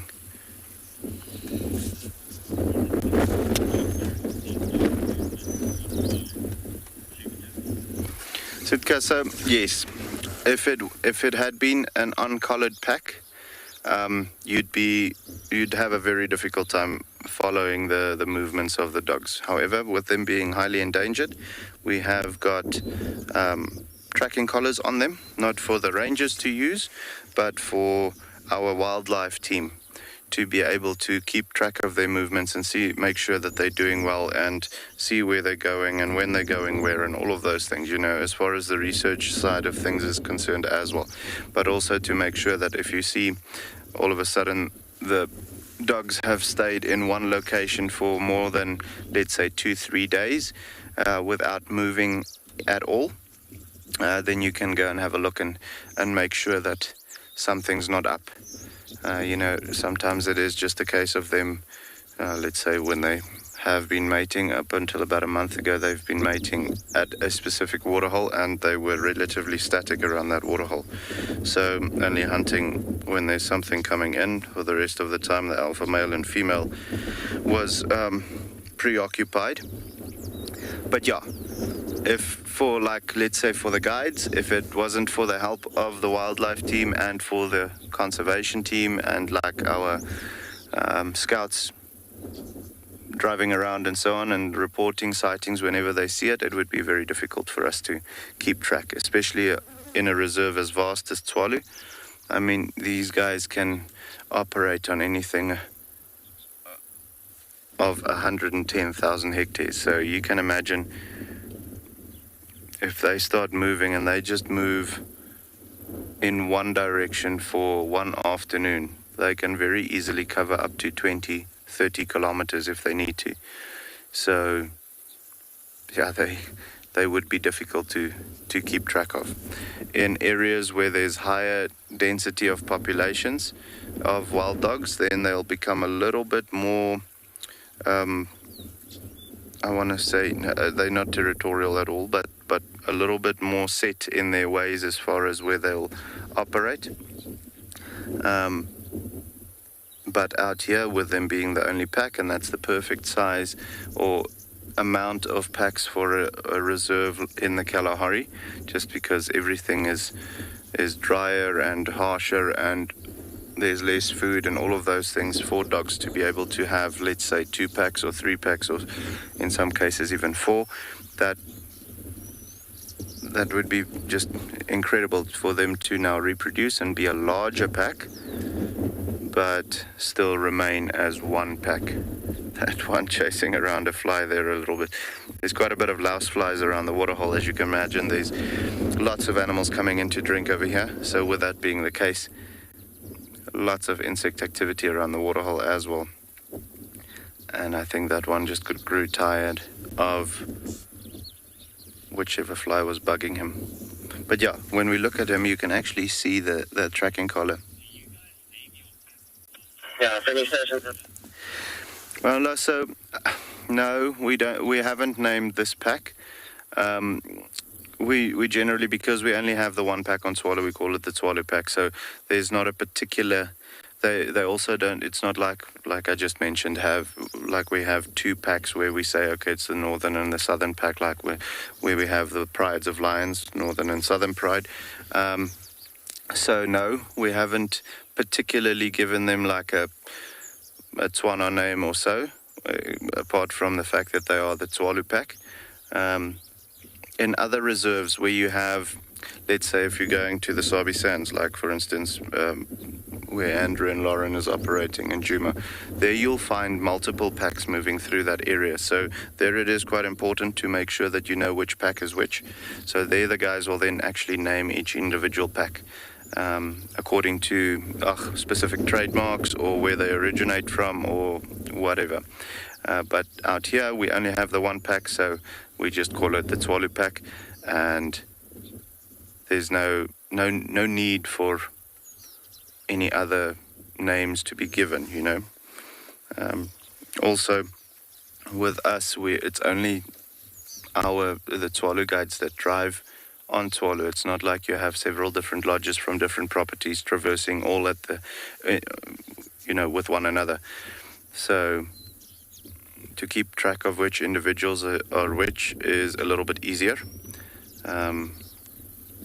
When you get multiple different lodges that don't always see different animals at the same time or a specific individual at the same time, then it becomes more and more important to have names for the animals so that you can actively go and identify them with an ID kit and say, okay, this is this leopard or this is this pack of wild dogs or so that has moved through.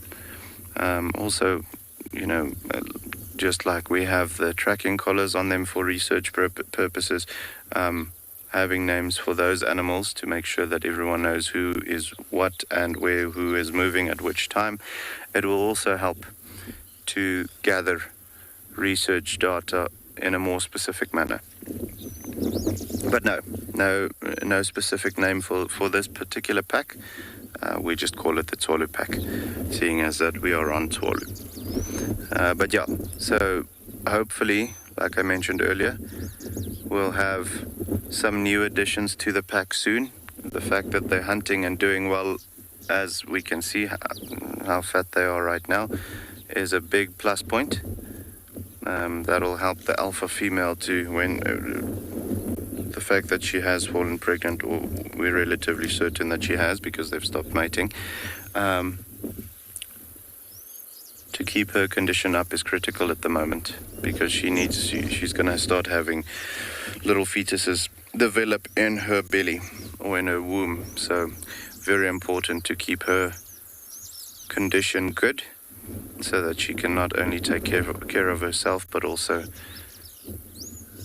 supply valuable nutrients for the pups.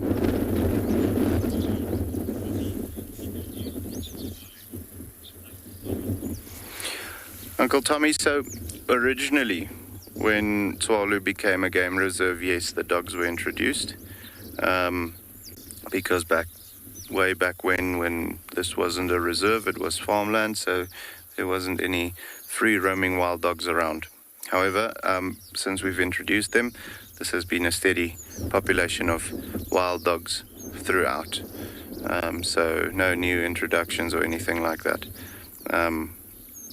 If needed, maybe in the future or so, if we need to introduce new genetics, then that will be up to the conservation team to make those decisions, but we are not involved with any of those decisions.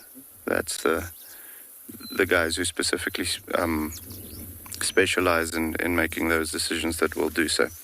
But yeah, so no new introductions. As soon as they were introduced, this has been the pack ever since.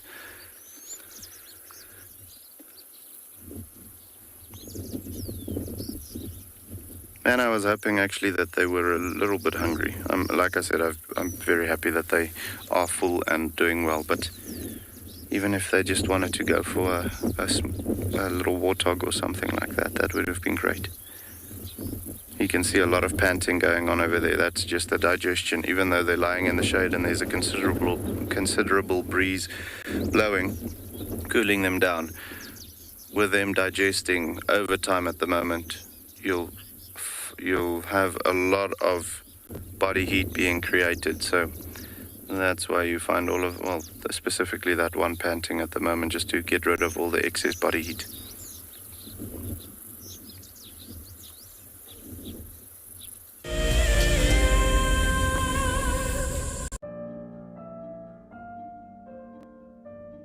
With a slew of potential dangers lurking, it's essential to be aware of your surroundings whilst walking in the wilderness. 20 yards away from one of the most endangered species. This is a big bull. What a moment, what a close encounter with an Ellie bull. He's just over here now. He's moved completely away. Being on a bushwalk and seeing a leopard, I mean, it's ridiculous to be this close to a leopard on foot and for him not to run is absolutely insane. How crazy was that? Through the gap there is just the back of the head of a male lion. He is absolutely unaware that we are here right now. I tell you, seeing lions on foot, it definitely brings out the caveman in you, this little scared human being. I got into wildlife filmmaking because of a passion for nature and a notion that I could make a difference. Helping others fall in love with nature brings meaning to what I do. It's also a lot of fun. A couple of times per week we receive some very heartfelt messages from viewers telling us about how Wild Earth has made a difference in their life, whether it's helped them through a difficult period or simply helped them to reconnect with nature. I think that's why we do what we do. Hi, my name is Tristan Dix and I am a guide here at Djuma Private Game Reserve for Wild Earth. We love connecting you to the African bush and we always look forward to all of your questions. If you want to ask a question on Wild Earth, you'll need to register on the website. Once registered, go to our live safari page and submit a question below the live feed. Catch Catch up with me on Wild Earth. Look at this. The little one is up and about. Certainly hasn't had enough milk at this age. No amount of milk is enough. Oh, Corky. Too sweet. Oh, look at this.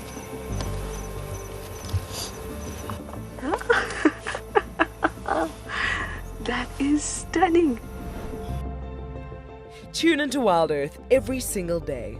It's in your nature.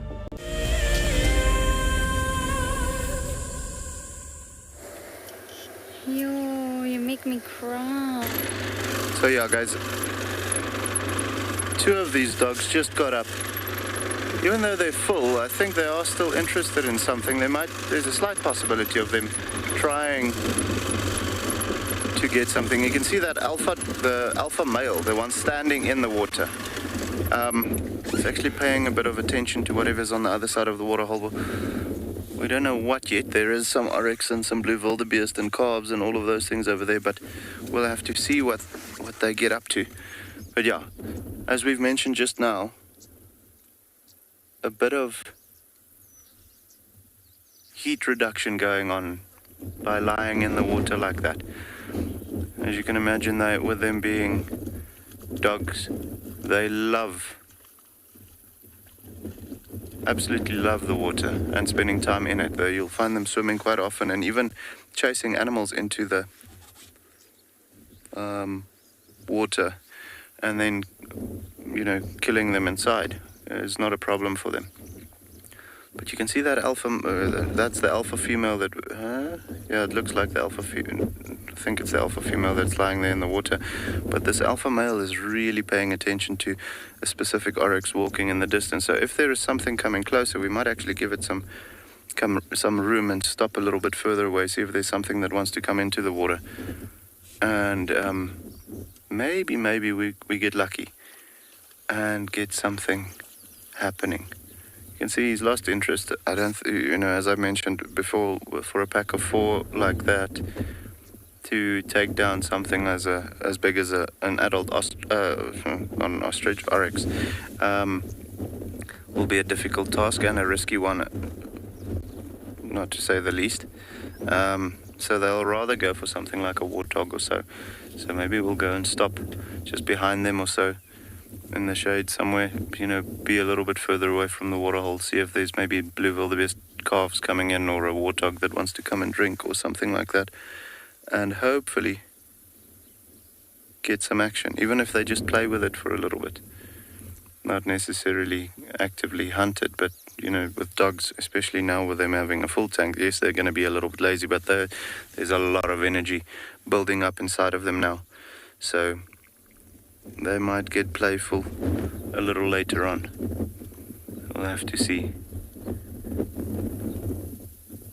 Yeah, guys, I was wrong. That's not the alpha female, that's the beta female. But yeah, we're going to see what happens with them. Maybe move away a little bit, see if there's anything coming in and us getting a little bit of action. For the meantime, we're going to send you over to Lauren.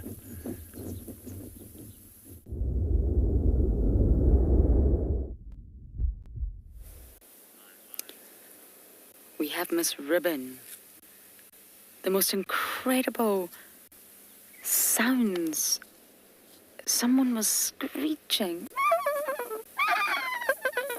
which is a nervous sound. A hyena is very, very unhappy, but I can't figure out who it is. We've got Intima, Pumela, Gingirika, Ribbon, and we're at den number 3 again, everyone.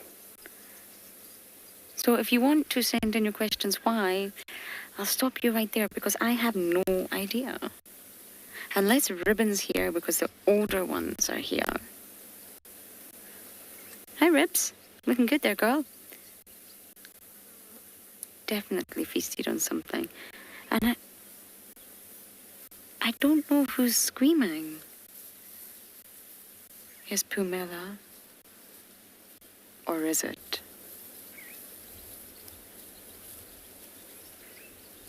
I tend to get them muddled up.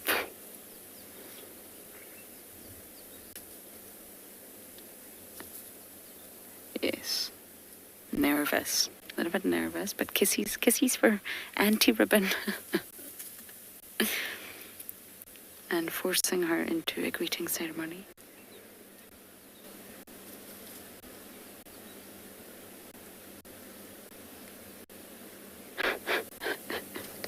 This is a half-hearted greeting ceremony, everybody.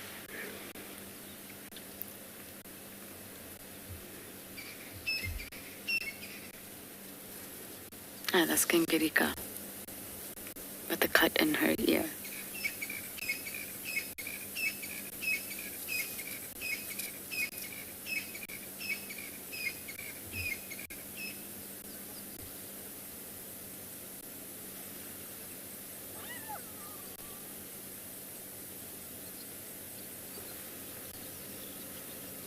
I'm not sure if you can hear that, but there's definitely still someone vocalizing. Ribbon's very alert. She's got blood on her face. Look at her paws. Look at her front paws. There's blood on those front paws. She's recently had a rather large snack.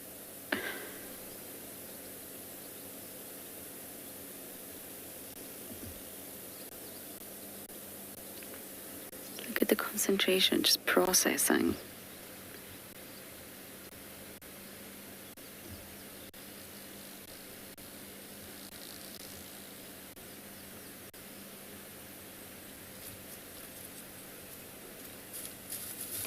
Now, where are you going, girl?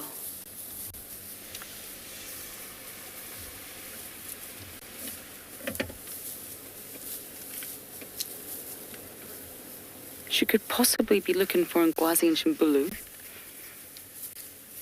Oh, Cuppy's bounding after her.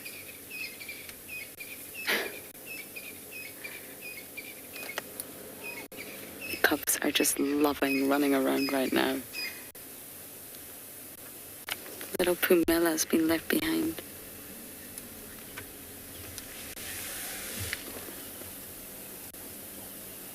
Sorry, Jared, one more time. I'm too busy trying to figure out where everyone's going.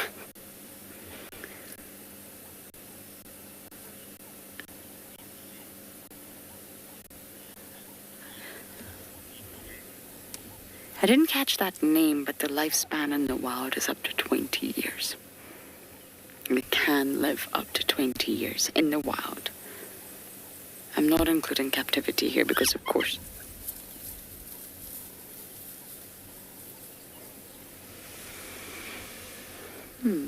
we're all going to leave now.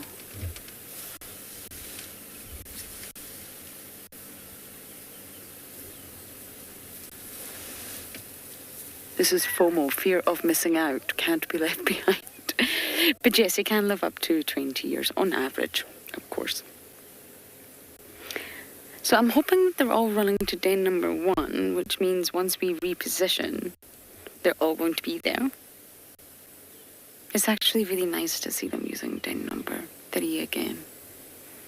This was where all the spotted hyena magic happened for a long time. Look at that. This is den number 3, empty. It's just perfect. Perfect viewing for the Inabinas. Okay, Impo, let's race around once again to the other den. But I can hear something. Someone's in here.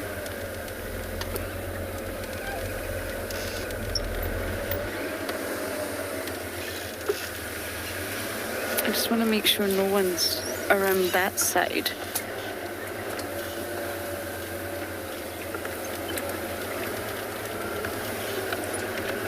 It's always worth checking.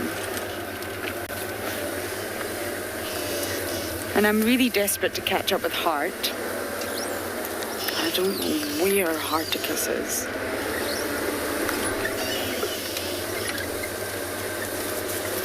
So this is the back entrance to the den. The back entrance. And sometimes they'll all sit there. It's far more shaded in the afternoon, but nobody's here. Okay, let's head to den number 1. It's quite hard work to check the hyena den now.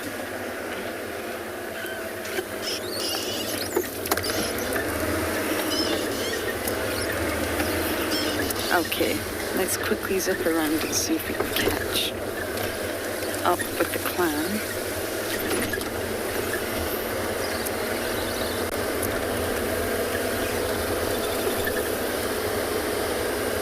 It was quite early for them to be active. Let me do a time check.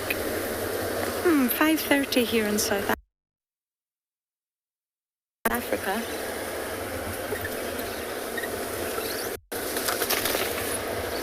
Nathan, everything and anything.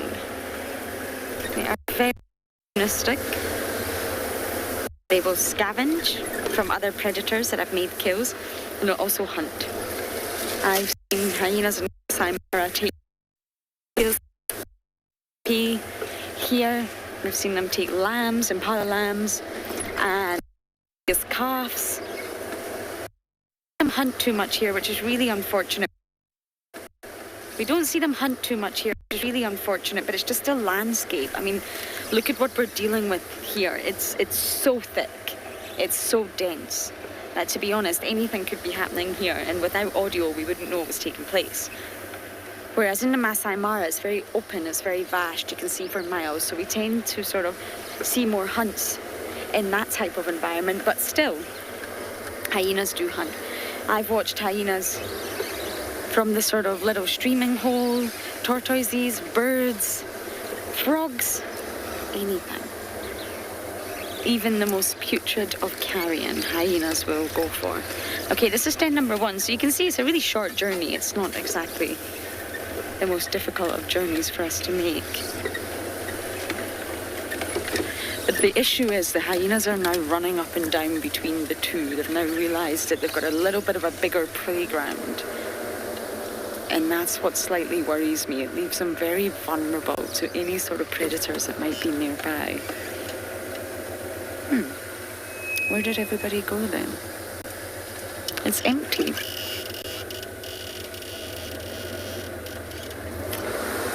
Okay, well, let's just head. They may have gone for water. And I know just the spot. I know where we're going to check.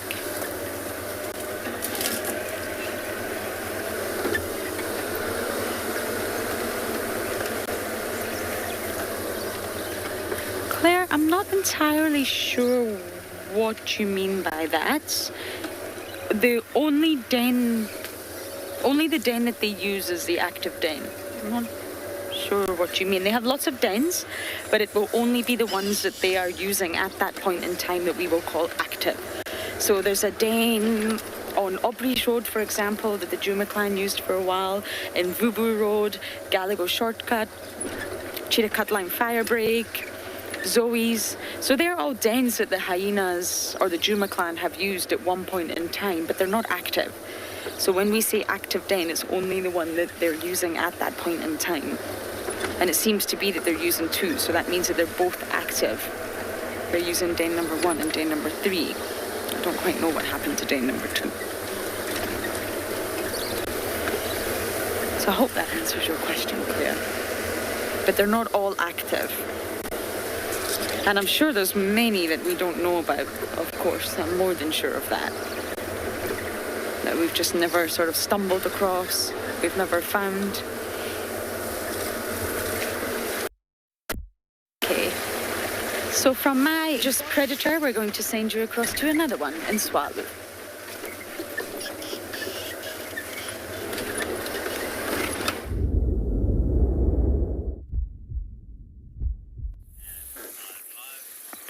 So yeah, guys, all 4 of the individuals has actually now gone and bathed in the water a little bit, and now with the cloud cover moving in and the the shade of the tree not being as important anymore because most of the sunlight is blocked out, they've just chosen to drop down there right next to the waterhole.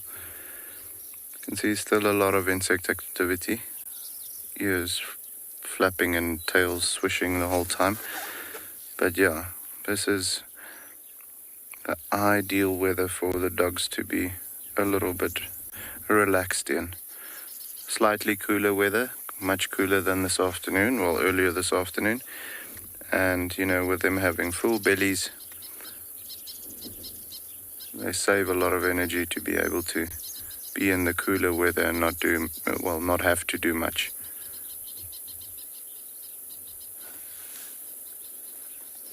So yeah,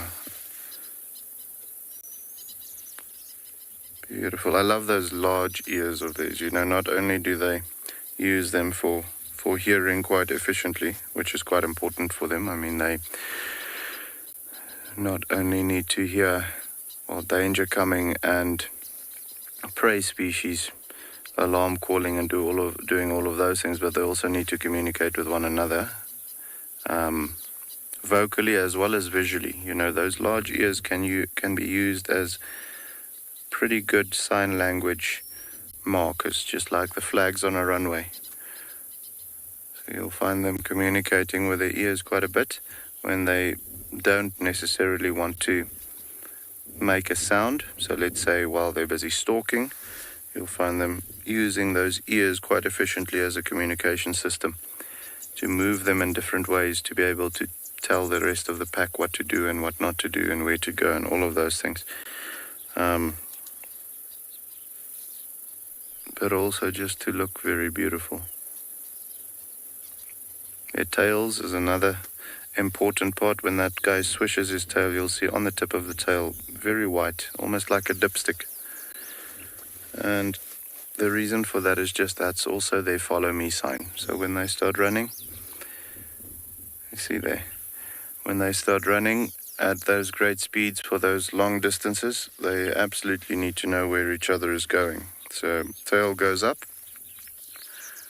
and they actually follow each other by looking at where the white tip of the tail goes. You know, the rest of their body is so well camouflaged, especially when they start running in golden grass and so on, that they don't necessarily see them.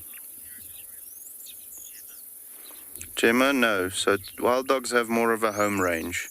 You'll find them not necessarily being territorial, and when I say territorial, actively marking off an area where they spend their time in exclusively, and also defending that area against other packs of wild dogs. So in my time in the sands and the glaciere and those places, we've seen multiple different packs of dogs coming through the same area and then splitting off, going into different dogs areas and so on. So they won't necessarily enjoy each other's company, the different packs, but they're not territorial. They've got a home range, which is normally quite a bit larger than what you'd find a territory being.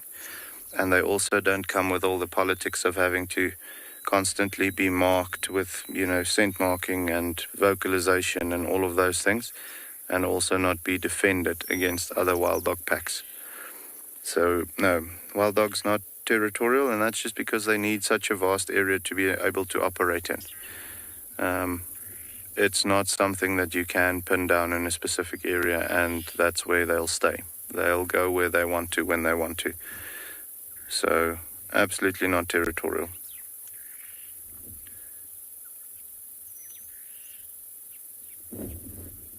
Yeah, but they're lazy.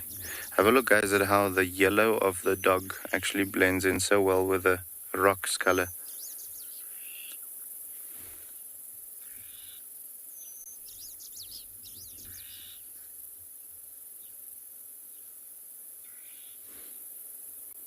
Perfect coloration, eh?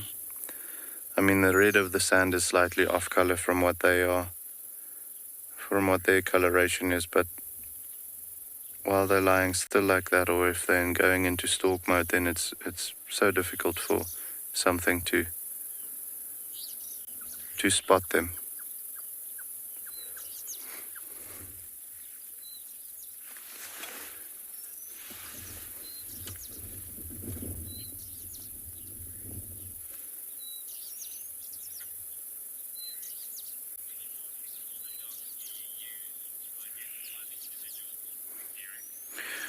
Derek, so that's a tough one to, you know, conclusively say, but what we use most of the time is not the yellow or the black markings, but the white markings on the dog's body, which may be situated in different parts of the body, depending on the dog. But if we go over to the one here on the left-hand side, you'll see she's got a very distinctive marking on her right hip, or on the pelvis here at the back. Now, if we look at the other female, if we go over to the right, the one on the left-hand side of the three dogs lying on the right, you'll see there's also white markings on her rump, but it's more on the bum, and the markings don't look the same. See, there's a little bit more of a white blotch type of vibe coming in there on the right bum, but not the same white markings as what you'd find on the first female. So that is then very easily identifiable, well, a much easier way of IDing the different dogs than to have to go and look at the yellow and the black markings, because they predominantly have lots of yellow and lots of black all over their bodies, but the white markings are generally a little bit less and a little bit more specific as to which location they have the white markings on the dogs itself. So like when you find a leopard, you'll look at the whisker count. With the cheetahs, we look at the spots on the inside of the front leg. The dogs, we use the white markings on their body. And it doesn't necessarily need to be all of the white markings. It can maybe be just one specific spot in a specific location. Like this female that we looked at first with the two dots on the pelvis. The male that we're looking at right now, he's going to have that one white mark on the left bum and possibly another one on his right shoulder or so. Whereas the other male, he will most likely only have one little spot somewhere. But then again, you do get certain dogs, and when I say certain dogs, it might be one in a pack of 12, and that's the only dog that looks like that in 3 different packs that operate in the same area, which is extremely yellow or very, very black. And that is also something that you can then use to specifically identify that one individual. But the rest of the members will be very similar in coloration when it comes to black and yellow. But yeah, guys, we're going to stick with them for a little bit. For the meantime, we're sending you over to Lauren.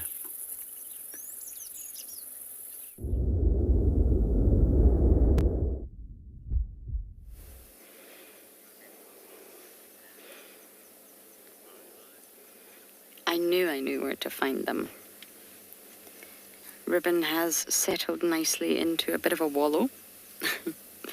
She's wallowing. And Gingirika and Pumela, who are Heart's cubs, have just followed her. The cubs, they don't want to be left anymore at the den side. They want to explore. And every time Ribbon swooshes her tail to swat away the flies, she keeps soaking the cubs. We're just on Weaver's Nest, so they just move to cool down, to wallow. And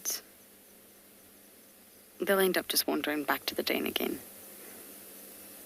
And she's so tender with this pair. This is not her cubs, but she just lets them sniff and lick and play and jump. Good old matriarch Ribbon. She could potentially be aggressive and shoo them away, but she doesn't. She never does. Ribbon is just... Oh, Ribbon is one of a kind. I know I say that all the time, but she's a very special matriarch. Waffles was also the same, or when she was the matriarch, she was the same. Waffles from the Masai Mara. Very unique individuals who have clearly lived... Oh, hello. Who have clearly lived life at the bottom of the ladder. Ribbon's story is remarkable, and I think it was Michael Fleetwood who wrote a beautiful article, or, sort of retelling the story on the Hyena Facebook page. They've all got their Facebook page. And from rags to ribbons. And it's very well written about Ribbon's journey from being the lowest ranker from being that one that nobody cared about, that everybody bullied, only getting scraps of food, losing cubs. And here she is, look at her. The Juma clan, yes, we're looking at you. The Juma clan is thriving. And Corky's still very much part of it. I've seen Corky and Ribbon interact. It's not aggressive. Nectar far too comfortable. They either think they're humans or we think we're hyenas. So comfortable, they're very habituated. I mean, for a long time now, many years from Jamie Patterson until myself and everyone else in between, James Hendry, we have spent hours at this thing. Hours and hours and hours. They're so accustomed to us. It's actually really special, and that's what habituation is all about. Everyone keeps making me laugh when she does that. Trying to be like one of these models on the beach. But yes, that's what habituation is all about. You just spend time with animals slowly but surely. If they're skittish, like Mulwati, or even Kara. Kara's a great example, Shudulu and Hukamuri's daughter. She was a very skittish youngster and she spent most of her time naturally on Simbambili. She's obviously exploring now, and they limited the vehicles when spending time with Kara to 1. Even when she was approaching sub-adult years, not just tiny little cub. And then, slowly but surely, she became a little bit relaxed with 1 vehicle. So then they upped it to 2, and they kept it at 2 for a very long time, just so that she can get used to sounds and smells and sight, and slowly become habituated and understand on her sort of cognitive level that the vehicle's not going to hurt you. It's a process. They have meerkat habituators at Swallow, as you know, and their job is to solely just habituate these animals, get them used to their voice. They read books, they play podcasts, they sing, just to get them used to human presence. And the Juma clan, I can assure you, are very used to them. And especially these cubs from Ngwazi and Shimbulu, who I am still convinced to this day. I watched the clip the other day that we caught them at 1 or 2 days old. Here they come. Pumela, Gingirika, Braveheart, Navella, and Antima's little one have all experienced human interaction since they were extremely young. So it was normal for them. It's just normal to see this vehicle that comes and watches them. Well, the other one's on its way.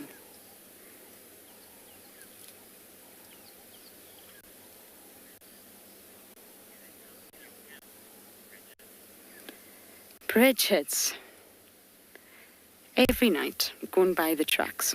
We see hyena tracks in our camp every single night. I mean, Swazi was pretty much living in our camp for a while. I haven't seen him. It doesn't mean he's not around. But every night they come to our camp. Some of my best memories and funniest memories have been with hyenas inside our camp.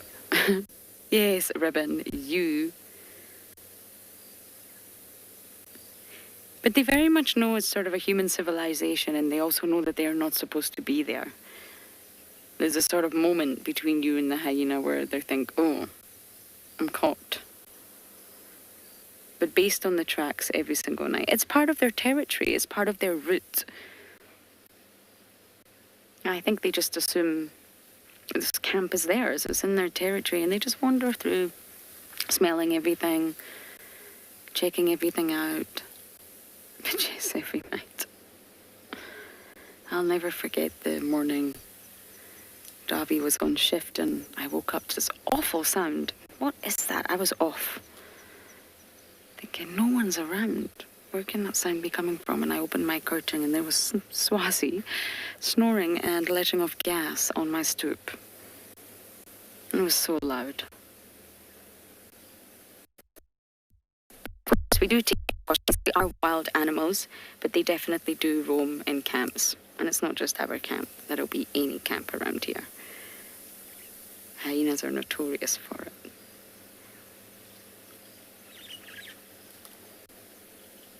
They just follow their nose. They're highly olfactory and they just follow scents. That's how they navigate their landscape. Follow the scent, follow the trails. And of course, more often than not, that will lead them into campsites.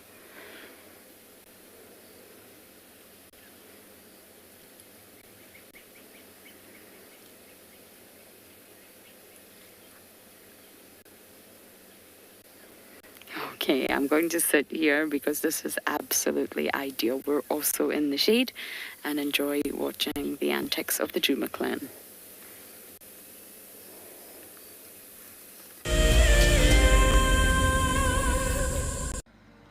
Wild Earth explorer Jenny recently joined Tristan as he broadcast live from Djuma. Awesome to kind of have a guest on board. I'm looking forward to this. This is Jenny. Hi everyone. And Jenny is the first of our Ticket to Dream holders. If you want to go on safari with a Wild Earth guide whilst honing your bush knowledge and of course featuring in one of our shows, then head over to our website. Literally being with Tristan on the vehicle today has been incredible. It has truly been a dream come true. Sign up to be a Wild Earth explorer and you could be making your first ever on-screen appearance. I would highly recommend being a part of the Explorer program and being able to be a part of an interactive live drive.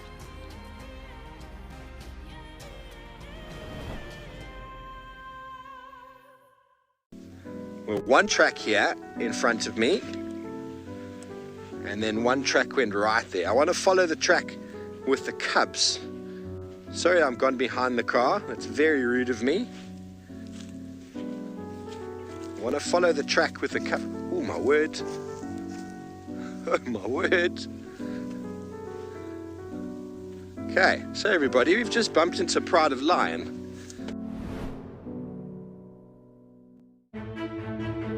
I'm Nikki here at Ambion Ngala in South Africa.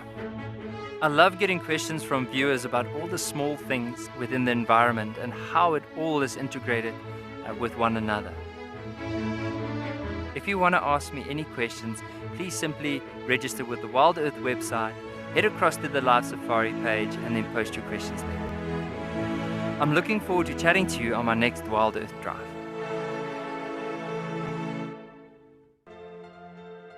The croc is still holding another one there. It's holding from the hindquarters.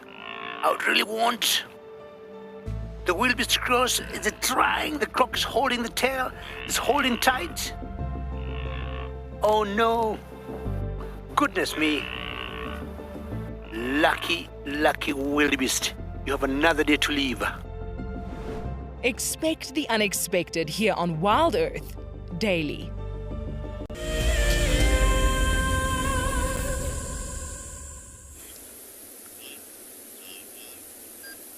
Right, so we finally made our way into the west.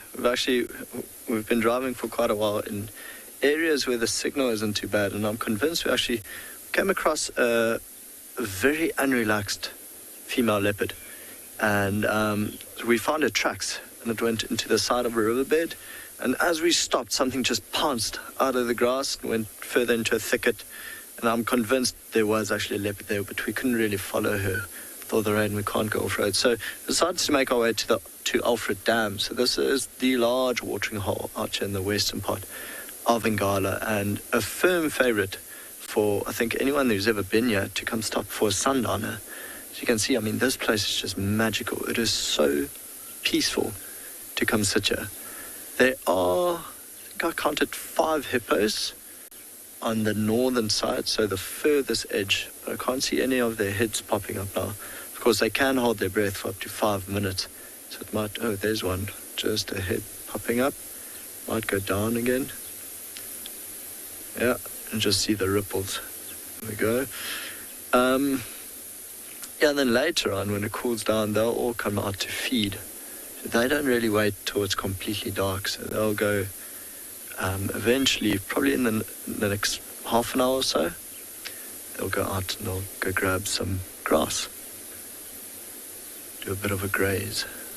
But the sunset is phenomenal. I mean, the colors coming out now, just exquisite.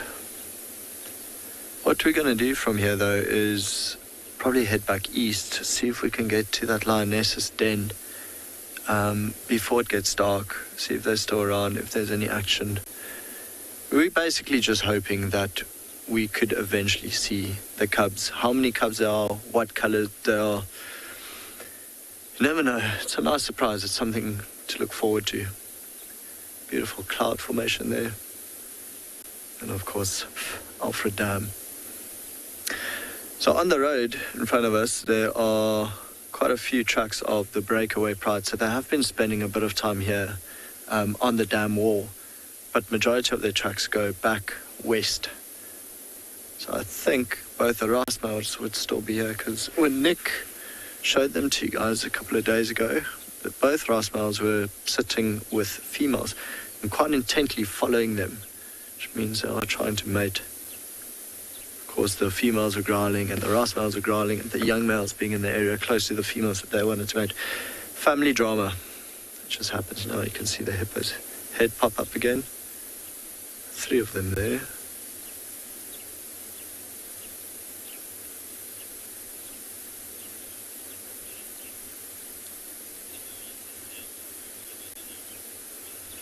Justin, good question. Hippos would leave this dam to go to another one, especially when it dries up. So that's what we had happening in 2016, 17, is that this entire watering hole dried up completely. So everything you see here is just rainwater. And all the females, they could go further north, and the youngsters go further north into another watering hole. It's sad though, for the territorial males, they can't just hop out and move to another watering hole, because there's usually another territorial male there. So they would just have to stick to the shade, to these riverbeds, to try to keep cool day in, day out. So I think for them it's very stressful. For now though, there's enough water here. There's a territorial male or his females, the harem, and he will just stay here, and so will they. There's no need to leave. But yeah, we are going to head off, go back east, see if we can get to this lion den before it actually gets dark. But for now, I'll send you back to Andrew.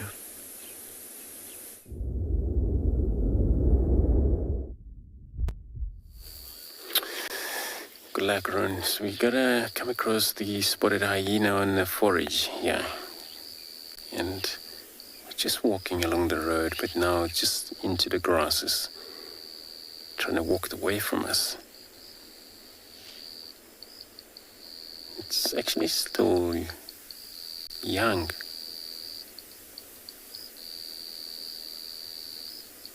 But it's growing to able to hunt for its own.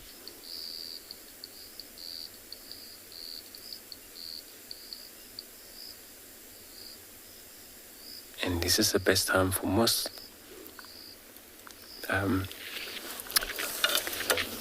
carnivore species to able to get mobile this time of the day, whereas now the temperatures drop down pretty much, and they would be able to use their energy, get on, since they spend a lot of a majority of the time lying down the whole day. So this is the best time for them to able to hunt.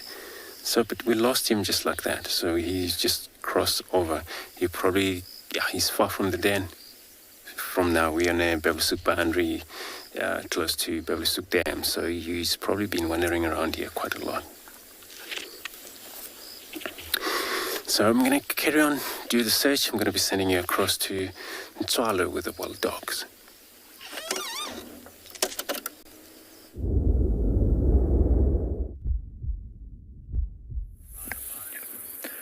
Alright guys, so as you can imagine, with their bellies being full, they're not doing too much. There's one of the males that every now and again shows interest in the animals moving in the distance, but not really, standing up and going there. Completely normal behavior for the dogs to be a bit lazy after what seems to have been a big meal this morning. I think it was either a large warthog or possibly a blue wildebeest calf or something like that.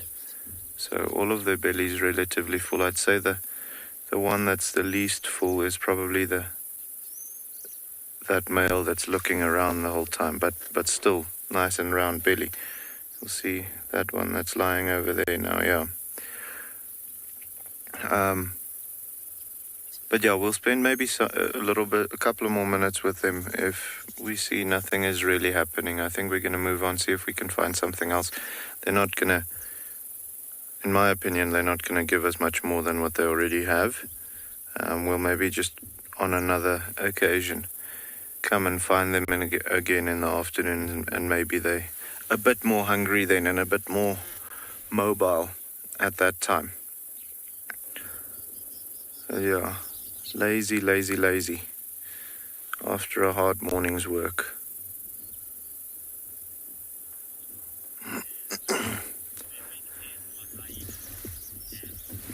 Sam, yes, they do make dens. They'll most of the time not physically make them themselves. So you'll find them utilizing a warthog burrow or an aardvark burrow or something like that to stash their pups in. And they'll have multiple different den sites over the period that the pups are small. So not staying at one particular spot just because of the, parasite load and the smell and all of those things. As soon as the smell gets strong, that's when things like hyenas can start locating on them a lot easier. And if there's only the babysitter at home with the puppies and there's a clan of hyenas popping out onto them, that is definitely going to prove problematic.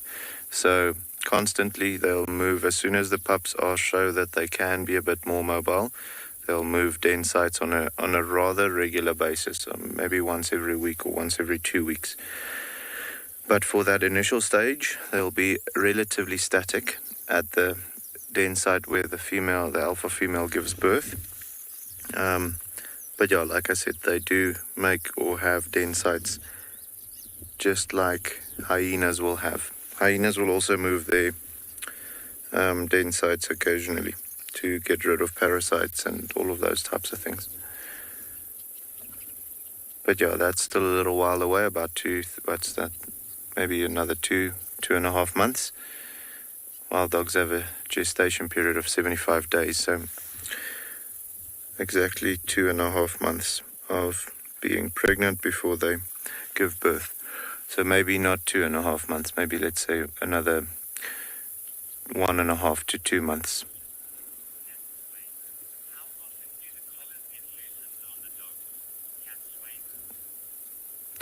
Cat swain, so as soon as they fit the collar, after that we generally don't loosen the collar. It is designed to not be too tight to cause discomfort for the dog when it's at its fattest, and also not be loose enough for it to be dangling around too much and be uncomfortable, when running. So it's just like a belt. Every dog's neck will be different. So they typically only collar the adult dogs. You won't find collars on the pups. And with that being the case, as soon as they are adult, you won't really find a lot of growth around the neck area anymore. So as soon as it's on, typically speaking, we won't need to tighten or loosen it. And if it is the case, it'll maybe happen once in their, in the cycle of which the collars are being utilized on the dogs. What does, however, happen is, as you can imagine, a collar is just like a cell phone. It has a certain amount of airtime. So at a point, that airtime will run out and the amount of pin drops that it will give will be finished. So then they'll have to renew the collars. So if at that point they see that the one collar is maybe a little loose or a little tight, they'll just adjust it accordingly. But yeah, guys, I think we're going to move on. These dogs are looking rather lazy and not in the mood for doing much. For the meantime, while we're looking for something else to have a look at, we're going to send you over to Lauren.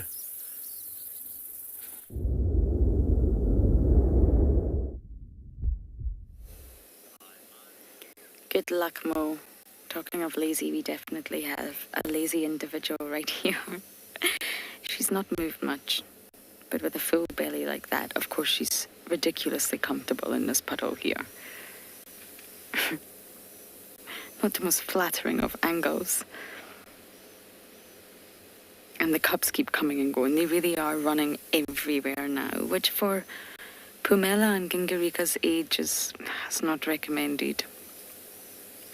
And Gwazi and Shimbulu are obviously a little bit bigger and a little bit older, but Heart's pair are still extremely small. And Ribbon's in her prime. She was born in 2013, the same year as the Avoca males, so that'll make her 7 going on 8, give or take. I don't actually know the month she was born in. And she was so low ranked that she was small and weak and assumed to be a boy for a very long time until she, well, gave birth.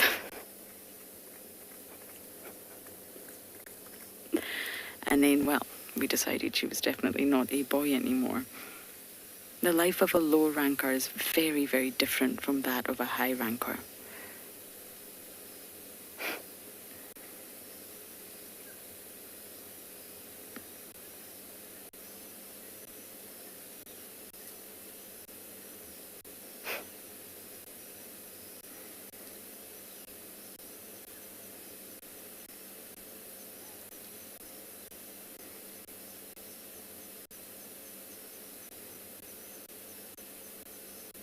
And it's so lovely to see her out spending time with cubs that are not her own.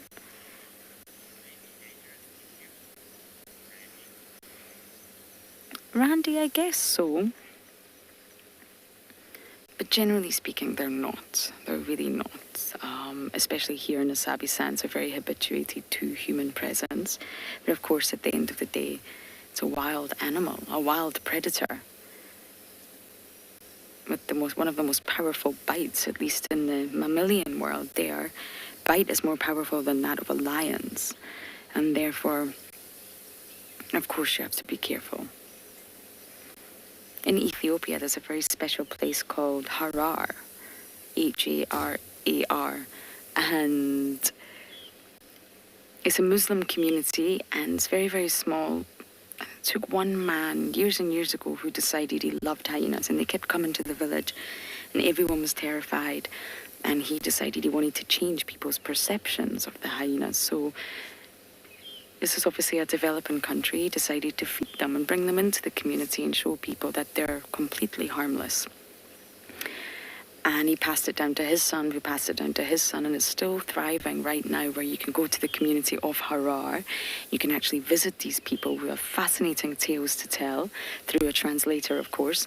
And the hyenas come every night to eat. And you can actually put a stick on your mouth with a little bit of meat, almost like a kebab stick, and the hyenas will take it out of your mouth. I wanted to do it, but Darby said no. Now again, I'm not promoting feeding animals, but it's a wonderful ambition that that family had to bring light to hyenas and how they're harmless and how populations of spotted hyenas and humans can live together in harmony. And they do. The hyenas are there in their village. So instead of being scared of them and fearing for your life, why don't you educate people? It's such a wonderful, wonderful initiative. You can Google it, the Hyenas of Harar. It's still on my bucket list to have a hyena jump on me and take food from my mouth. I don't think everyone will agree, but it's definitely on my to-do list.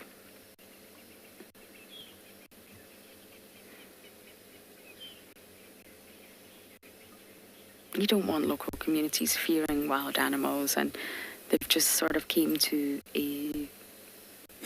they've developed a symbiotic relationship, if you like, the hyenas and the community, and it's beautiful. It's a beautiful story.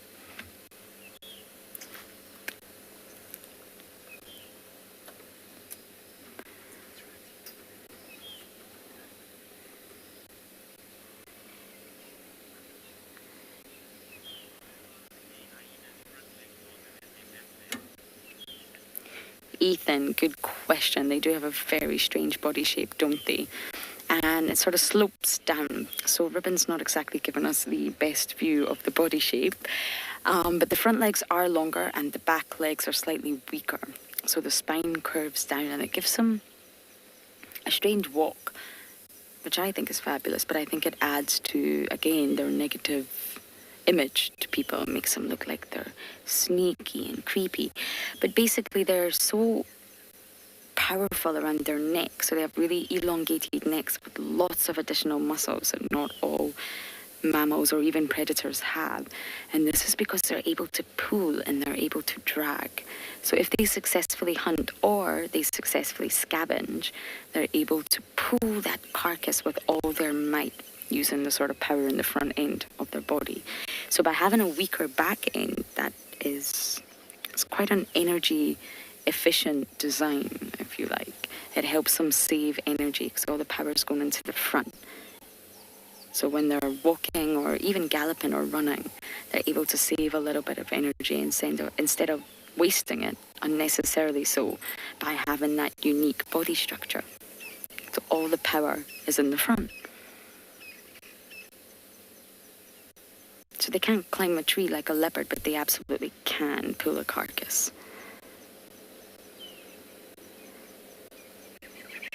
Ribbon's little tail swing is absolutely goals today.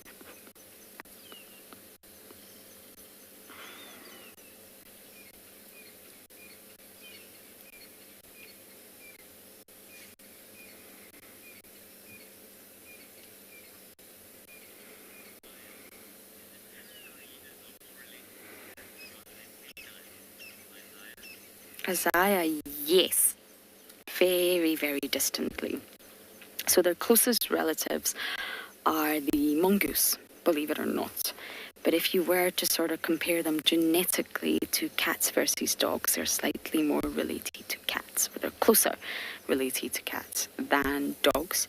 But of course, behaviorally and morphologically, I think they're just like dogs. But they're really not closely related to either, to be honest. Mongoose are their closest relatives.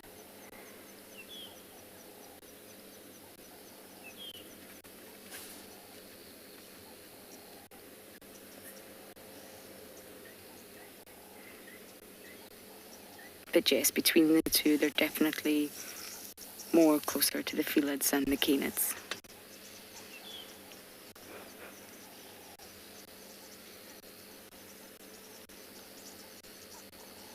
Ribbon, that's some position you've got yourself into there, girl.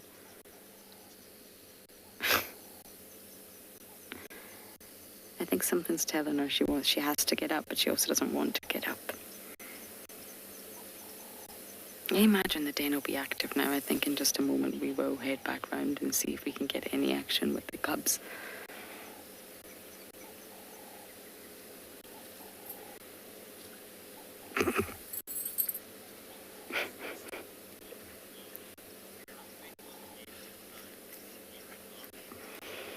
Secret mask? I have no idea. I've never been in one.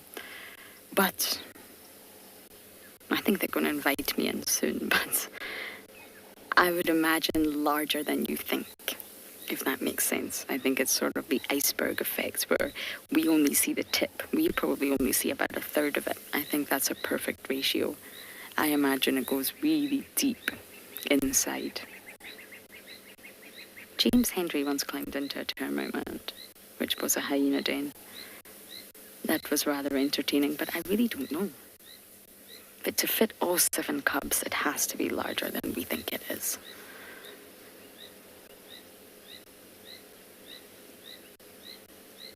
Ribbon, are you really comfortable like that?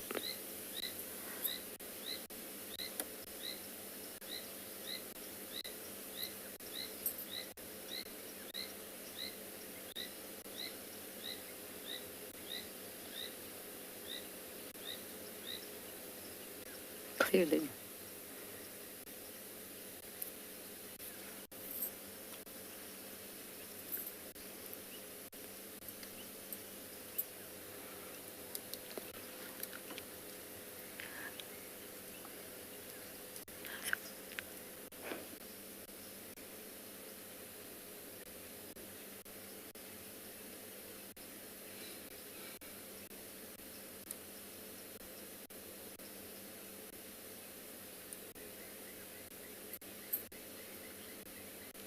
going to try and navigate around our ginormous roadblock here and slowly make my way to the den.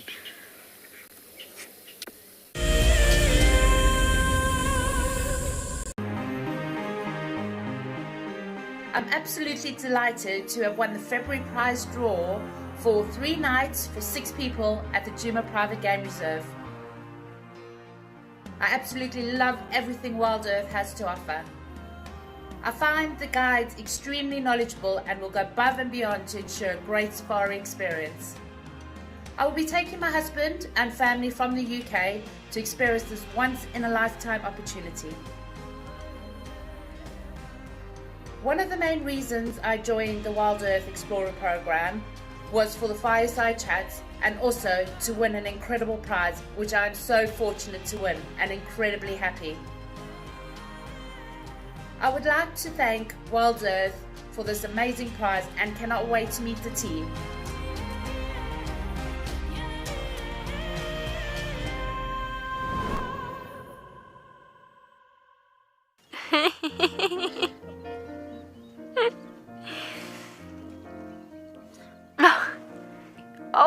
Oh, what are you doing?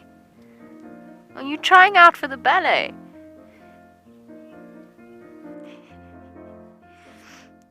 Now it's an itchy bottom. Up we get. Mom's coming. Everybody's moving off. My name is Ross and I'm a field guide at and Beyond Phinda Private Game Reserve. I love getting questions from guests on Wild Earth because I love sharing and learning information about nature with new people, and it also makes me feel like you're all joining me in real life. If you want to ask a question on Wild Earth, then you need to register on our website. Once registered, go to our live safari page and submit your question below our live feed.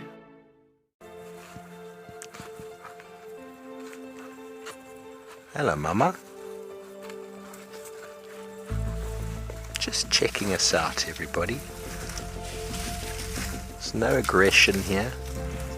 Very relaxed. A herd of elephants moving around your car like that. It's truly, truly magical. Tune into Wild Earth every single day. It's in your nature.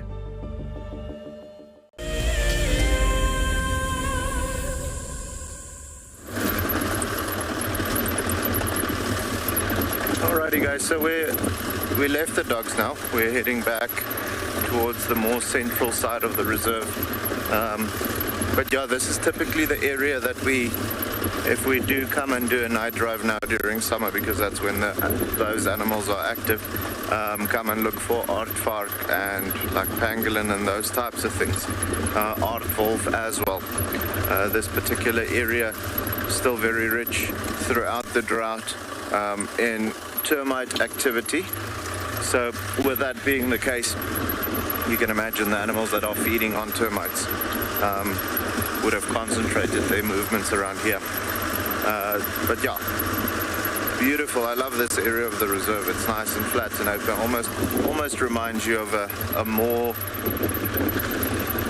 low veld type of feeling, you know, still thorny bush veld with lots of grass coverage underneath, but not too thick like you'd find in certain areas of the low veld.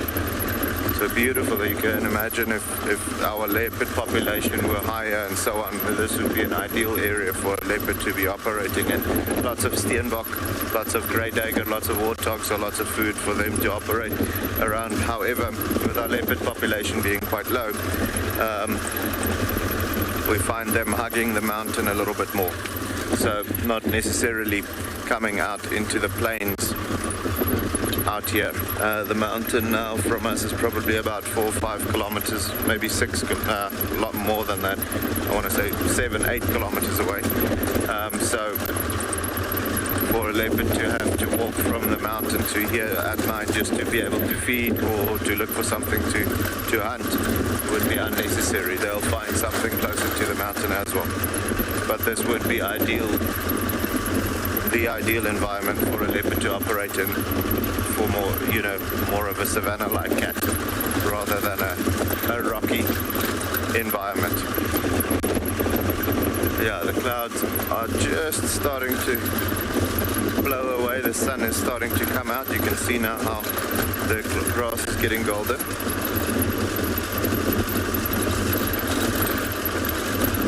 Kayla, that I cannot tell you at all. We're not sure about the pangolin population in Tswalu. As you can imagine, with them being such secretive animals, we have no idea how many pangolins we've got. However, pangolin viewing at Tswalu is exceptional.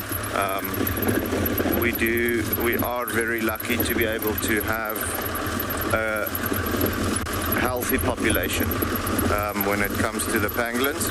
So, but to give you a number or a population density as opposed to places like Kruger or Pinda or any of those places, we wouldn't be able to do so, just because we don't know how many pangolins there would be per square kilometer or so. So that's a tough question to answer, and I won't be. I'm not even going to try and lie to you. But like I said, very healthy pangolin viewing, very healthy pangolin population as well. Even after the drought, there's been quite a few of them that didn't make it, unfortunately, not because of anything else other than the fact that, you know, with the drought coming through, the termite activity dropped, and that unfortunately caused a lot of the pangolin territories to not have enough food to sustain all of them. So unfortunately we did lose quite a few, but that happened right throughout the country. So as far as the density was concerned, the density should be still relatively the same, you know, percentage-wise as far as over here and against, let's say, a place like Botswana or Kruger or wherever you want to compare it to is. But the numbers are quite a bit lower than 5 years ago. If we have a couple of good years like this year, and the termite activity recovers to where it should be, then so too will the population of not only pangolin, but aardvark and aardwolf and all the termite feeding animals, or mammals for that matter, will then pick up as well. But yeah, can't be able to tell you if we've got the most pangolins in even South Africa or in Africa or in the world or wherever, because we don't know how many there is. They're just too difficult to keep track of every single individual. They are absolutely the masters of stealth, not necessarily because they specialize in that, but just because they are designed that way.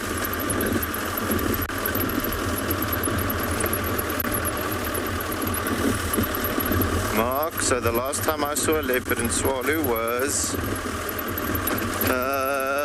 the beginning, oh no, it was around the 12th of January, if I'm not mistaken. Then again, I haven't specifically gone out to go and find a leopard after that. We did see some very fresh leopard tracks, not yesterday morning, no, yesterday morning. When we were looking for some lions, super fresh leopard tracks. I think we missed it by maybe an hour. But as you can imagine, with the leopards being so scarce around here, they also don't see people that often. So the leopards that we have here is not nearly as relaxed as the ones you find in places like the Sabi Sands or so. So with that being the case, quite often you'll drive past a leopard and he will just be hiding so well that you won't see it.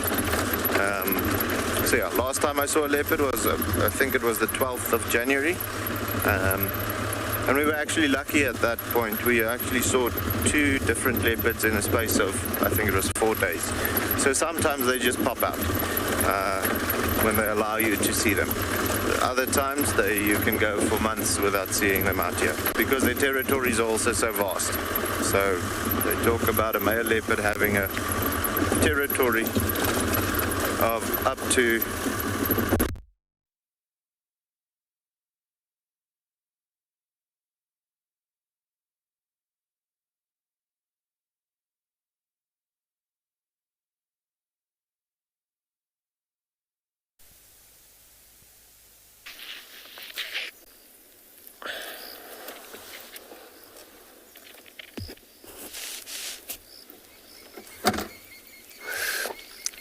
So I came to this area. Now, changing from that position where we started from to the west boundary where we had a leopard is in Simambile, and now I have Grapin number 4 standing by. So all I do, I have to make sure I don't miss my turn in that. It looks like it's a line up there, so much of a line up. But I think it's Kara, they say, so it'll be cool to see her again.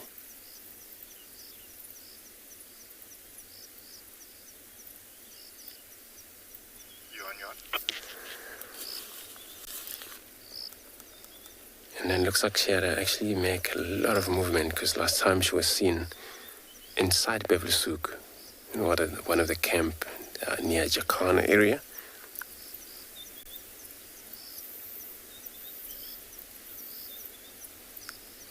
And we were still hoping to see her there again, because every time we got up, we look around in that area, but she was long gone back to the west there again.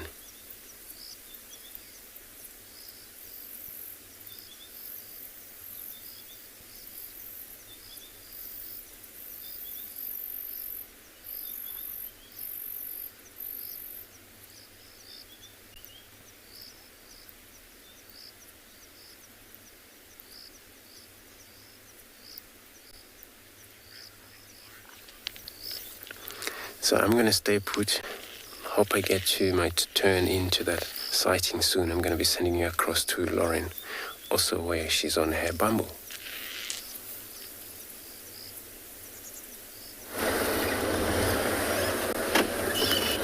All the hyenas disappeared. It must be that time of night where, well, everyone's getting active. It's nice and cool. It's been a very cool day, actually, not too uncomfortable at all. I just hope those cubs don't start exploring on their own. Anyway, let's not think about that. I wonder what leopard Andrew is waiting to see. The leopard sightings are slowly starting to pick up.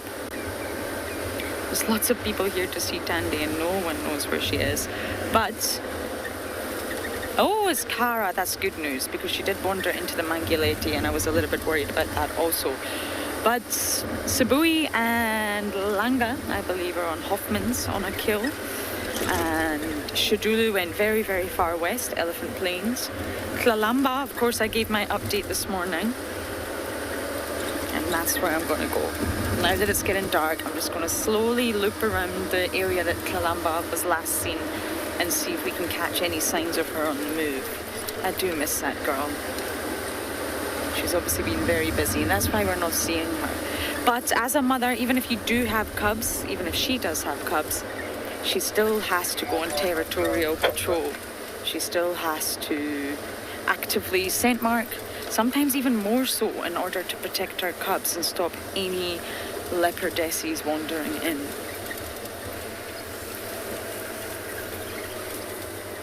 But one does hope she has little buzz. Such a great prospect for the future Juma.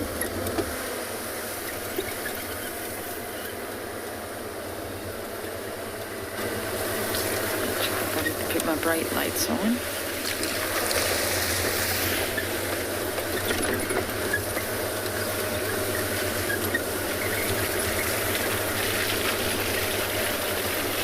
Can you smell? Oh, spider web. I don't like breaking the web. I'm sorry, Mr. Spider.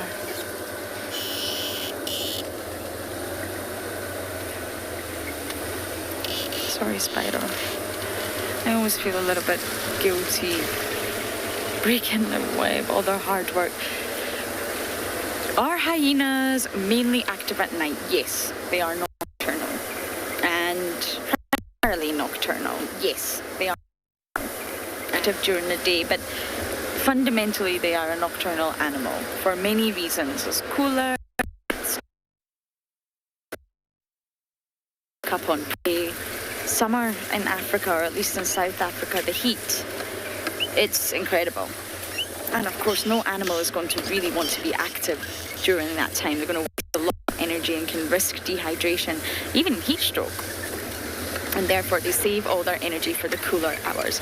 They have unique specialized adaptation that allow them to be nocturnal. But in saying that, it's really dependent. I mean, you will always find shifts. I talk about this a lot on a daily basis. A diurnal animal will never become nocturnal and vice versa, but there will be shifts. And if you think the most perfect example is pangolin, and even aardvark as well at swallow, they go through great shifts in their daily patterns based on season. So in the winter, because it's cold, it's very cold in there. They tend to come out a lot more during the day. Shift to come marginally more diurnal, you have a higher chance of seeing them.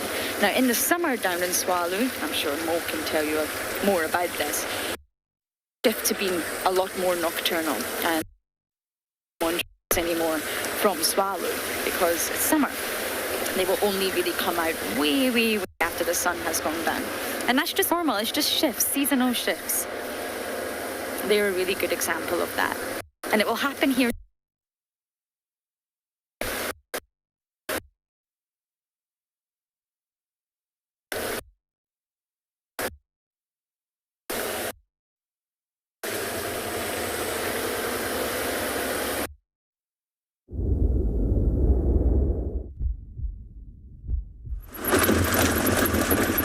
So sorry about the previous segment. We got cut off. One of the camera's batteries just ran out. So while we were live, to come back to the leopards. So the male leopards, they'll have territory of up to over 100,000 hectares. So that's huge. If you compare that to in the sands where they'll maybe go 1,000 to 2,000 hectares if it is that much. Sometimes a little larger, but they can go as small just because the female population is so high in density over there. So with that being the case, out here, like we only know of one dominant male. So yeah, guys, we're going to continue moving on. See if we can find something. We are still far away from everything else apart from the dogs. For the meantime, until we find something, we're going to send you over to Ngala.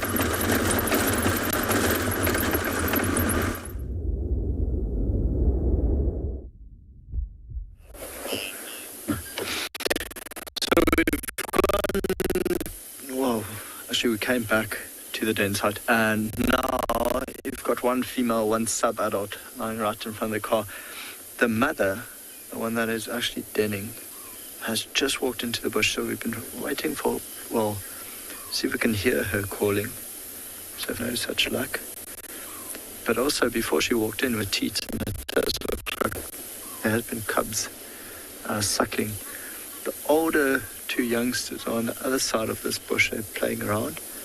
And then we've got the other sub-adult lying in the long grass. Just every now and then you can see a tail swishing. So I want to keep quiet for a little bit and see if we can actually hear anything from the bush.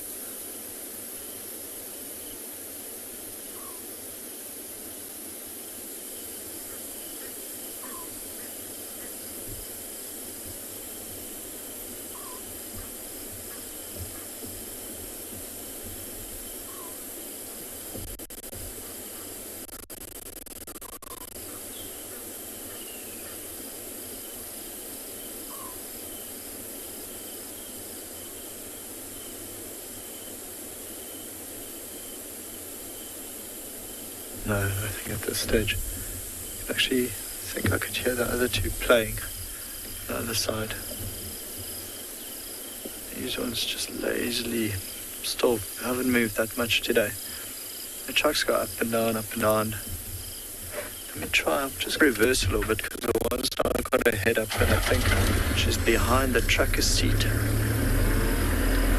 Let's see if that is better. Should be. But good time to get you. I mean, this is exactly the time you want to spend with lions. This is when they wake up and actually start getting active. So yeah, that's one of the sub-adults. Big yawn. Might go look for his sister now.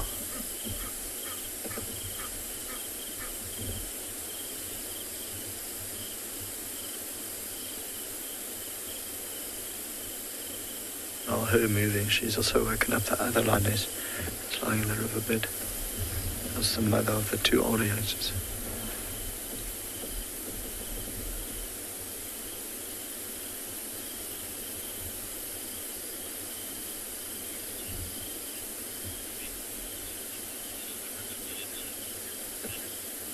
Vince, no. So I think whichever side works for them. I think that it's just more open up on this side, and the river's actually flowing on this side. So this is where the water is.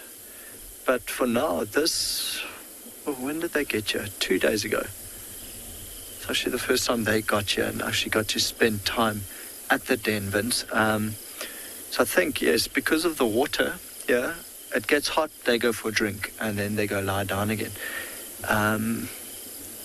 But the lioness is actually denning. She can enter from whichever side, and their tracks are on the other side of the bush as well. So on the northern side, where we are now is just on the southern side of the river. Interesting. We were here about 4 days ago, and there was a massive troop of baboons that got up into a tree here, and they spent the night. Now with all the lions here, the baboons have left, of course. Safer for them. I think this lioness might, so in that tree that we're showing now, that's an Anna tree. The troop of baboons actually roosted there or slept there for the night. But now there's no baboons, no tracks of baboons. I think with an entire pride of lions here, you wouldn't want to spend the night. Though when you're up in a tree like that, the lions can't climb the tree. Just getting to the tree, that could be a bit tricky. Shame, notice how busy her tail is. It just flies everywhere. Actually, you can see it. You can see all the insects in the shot. It's flying in front of the camera.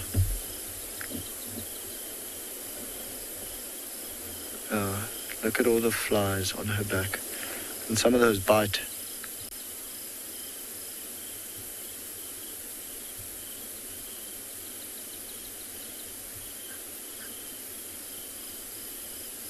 Oh, I think one just bit her.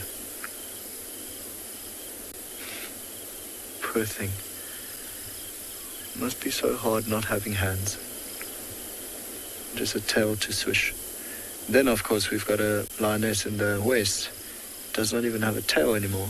Got bitten off by one of her pride members, one of her family. When she was very young, though, so I don't think she's ever known the difference of not having a tail.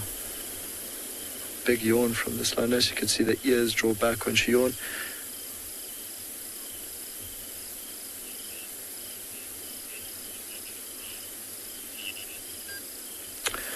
Fiona asking where are the rest of the Birmingham Pride. Fiona, down the river to the east is the lioness with the 3 youngsters, the ones we saw yesterday. And then this morning we had tracks of the rest of the Birmingham Pride. They came into Ngala maybe early this morning. There she goes, she's up. Probably joined the rest. A very big lioness. So they came into Ngala and then decided to go out again back towards Auburn Camp. Remember, we don't have GPS collars on any of these animals, so they're completely wild. There's no fence locking them in to Ngala, so they can move wherever and whenever they want. So it's not like we keep tabs on them. When they're not on Ngala, we can't show them to you guys. And then when they are on Ngala, we're absolutely going to try our best to show them to you guys. Also down. She's lying down right next to the others. Out of sight. Now you wouldn't even know there was a lion here. Except for that.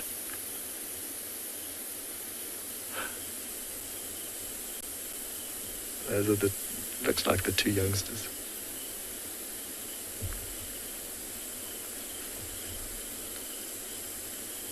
At least they still have a lot of energy. Nearly 11 months old now. And born right where we are now.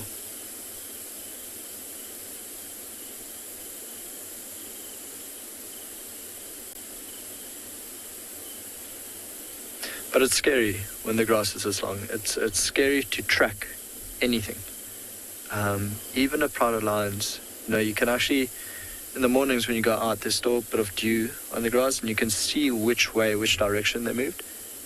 The grass will bend in a certain way, and it almost makes a perfect path. But it's actually very scary to walk on it, because they could be lying 4 meters in front of you, and you wouldn't see them. Oh, heads up.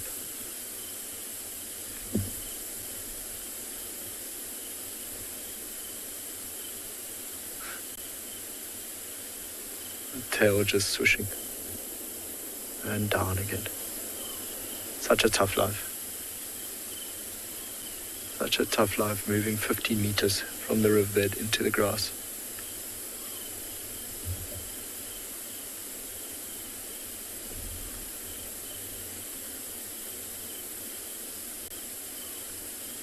And I think that's it. I think what we could try to do is go to the northern side again, see if the youngsters are still, or if they move to there. Otherwise, we might just have to leave this area now. Unless you want to see grass moving every now and then. Joe, let's go to the northern side, see if we can show you anything else.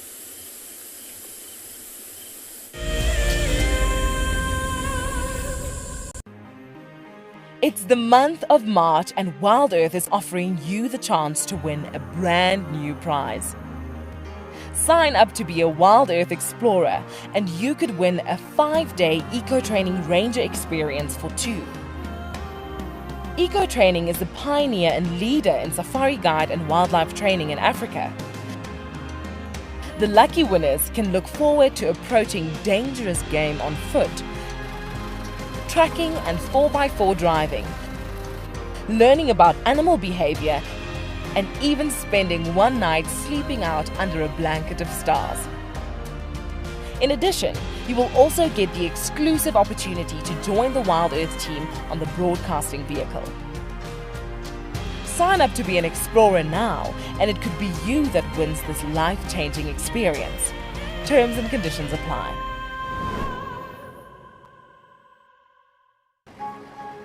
I love being a cam op for Wild Earth. The animals coming right up close to you, especially like lions. Sometimes you get nervous, but you have to go with the flow. My favorite animal to film is the elephant because of how big it is. But when it's really up close to you, it's one animal that you would say, I really respect you.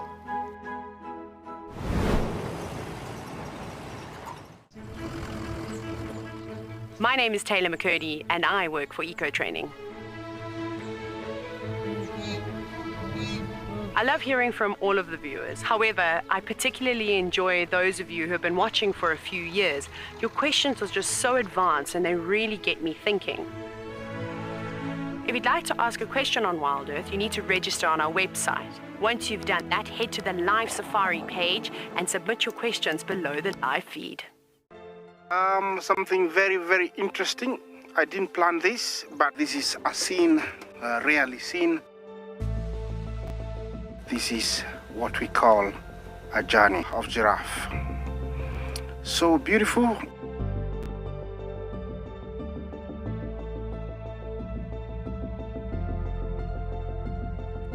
Tune into Wild Earth every single day. It's in your nature.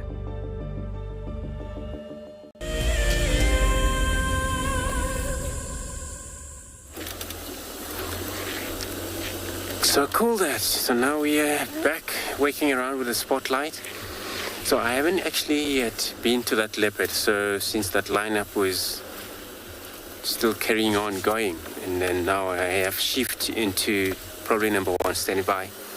And then maybe soon I will have my turn to go to that sighting there.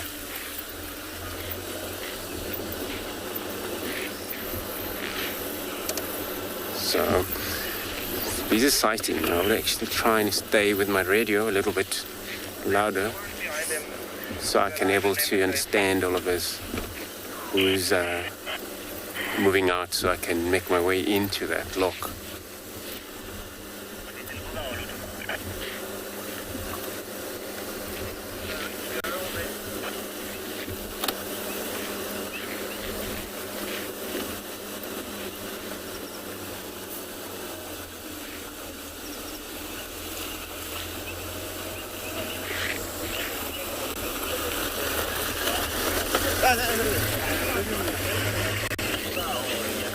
So let's get in there. Looks like I might have a space. Looks like it.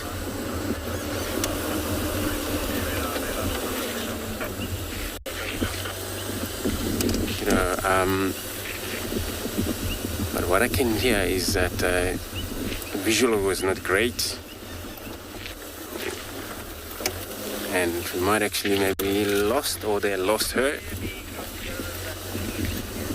We'll find out.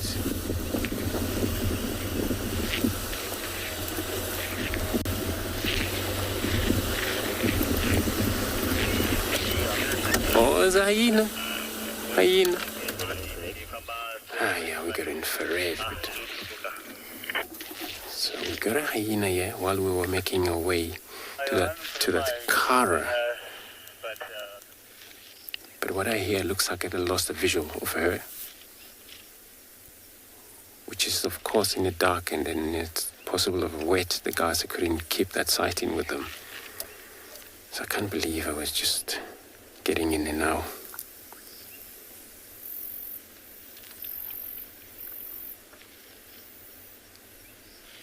So this hyena is probably maybe behind her.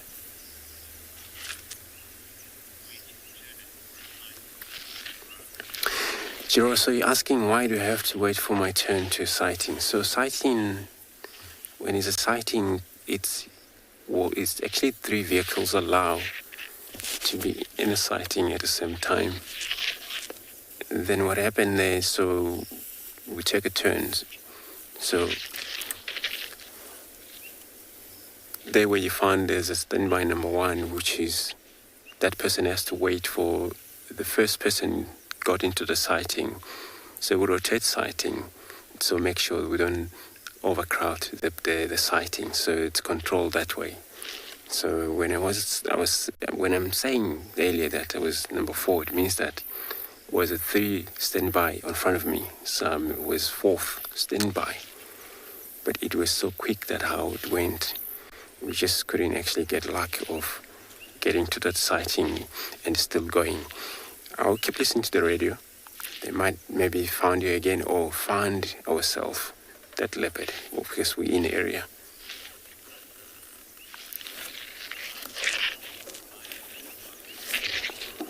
So I'm going to carry on, try my search around here. Hopefully we get luck. I'm going to be sending you across to Ngala.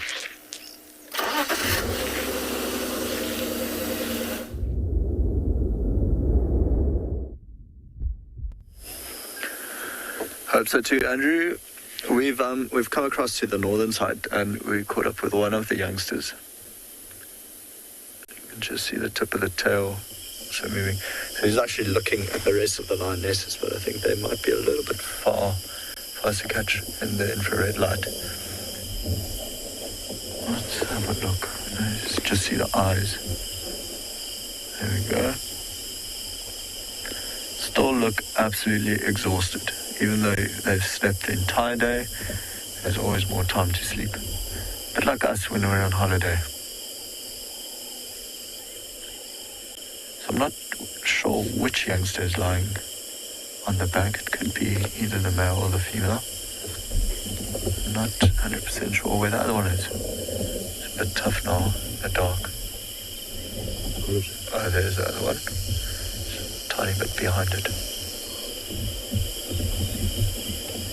Funny that they've actually stopped playing now. I think she's more interested in what's going on in that den side, so she'll be able to hear the cubs suckling from the mom. Mom moved in. Actually, that is the young male. One staring straight at us now. Beautiful little face.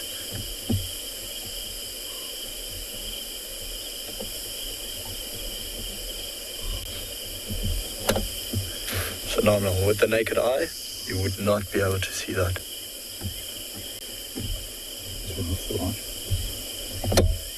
Yeah, that's exactly what it looks like now.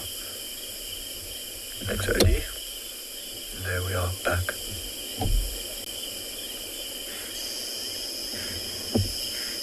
Just keeping an eye on things. Comes the other youngster. Best friends. Of course, they were born together. And they stayed with their mom for a long time.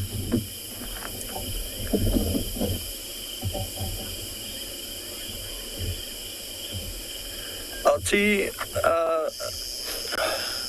asking how often there's a pride breakaway. Alti, I think when there's too many of them, the numbers get too many, the pride gets too big, then it's tough, especially when, so what happened here is, I don't know what he's doing. Oh, that shouldn't be happening. Naughty. Especially here with this young lioness, when she gave birth to these two, you know, the youngsters, even though when they got to 4 months, 5 months old, when they were starting to eat meat, they couldn't compete with the sub-adults. There's nearly a 2-year gap between them. So she started to break away. And now you've got the other 2 lionesses having youngsters. And then they also start to break away. In total, this should be, well, not counting the brand new cubs, because we don't know how many there are. But Birmingham Pride's now considered a super pride because there's 21 of them. So I think a pride is considered a super pride when there are more than 20. And of course, they seem to have split up into 2. Don't know what could happen in the next couple of months. I mean, they could come back in. The 2 older lionesses could be pregnant again. I'm fairly certain, will come back to Ngala to den, because it's just what they've known for the past 10 years. Yeah, it's all dependent on their numbers, how many of them there are. Because 21 lions, even eating a buffalo, yes, they'll be full, but every lion wants a big share of the carcass. And a buffalo with 21 lions does not last very long. And that's why you'll get these prides starting to hunt giraffe and things like that. Big stretch and sleep. So she'll know exactly where her 2 youngsters are. Not too much worry anymore from the mom about these 2, because they're big enough now. They're starting to be more adventurous, more and more and more. They'll split off, go off on their own. They don't want to be anywhere close to the lioness that's denning, because she gets very angry with them. A grumpy auntie.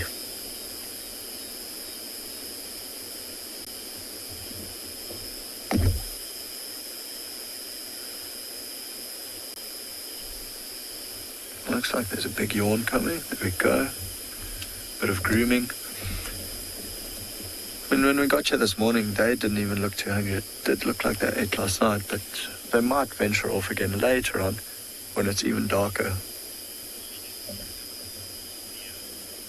Leo asking if lions purr. Leo, they don't. Funny, of the big cats, cheetah is the only one that would actually purr. So lions and leopards don't purr. You can hear them groaning every now and then, but not really a purr like your house cat would.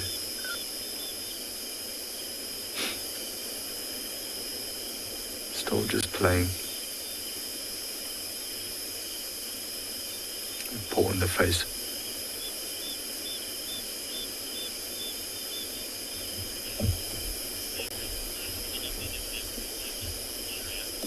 Shreyas, they would most definitely recognize each other when they reunite. Even with the Birmingham Pride and the Birmingham Breakaway Pride, when they get together, they do know who the other one is. Like long lost family, I think they're very familiar with the sense and the look of each other. I mean, their eyesight is way better than ours.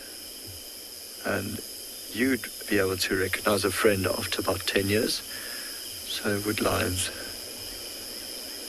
Most definitely. We had it happened, maybe 5 years ago, where Birmingham Pride and Breakaway Pride actually reunited right here in the Timavati River. I remember they managed to catch 2 buffaloes between them. It was quite something, seeing 33, 34 lions all together.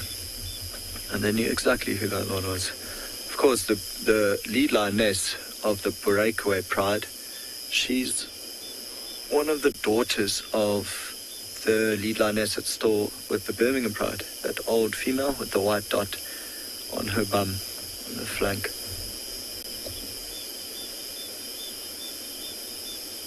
some tiresome playing going on here.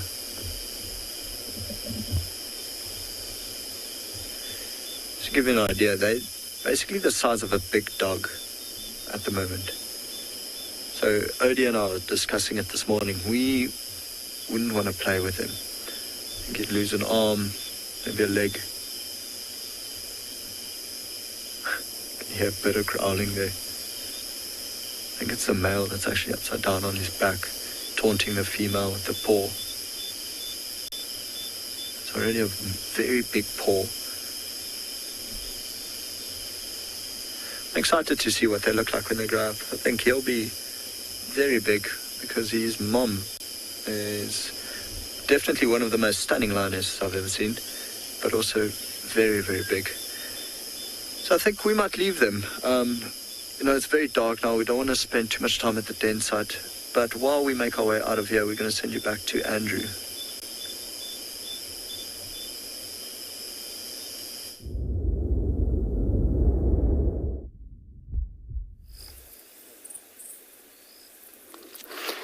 Oh, what a great sighting.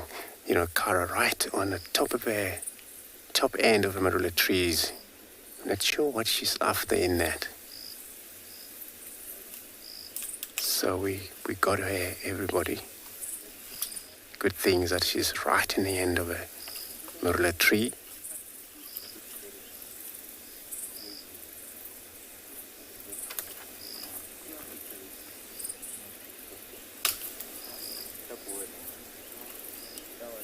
And she's going through this very thin branch. You've probably seen maybe whatever it is in there that we can't see it.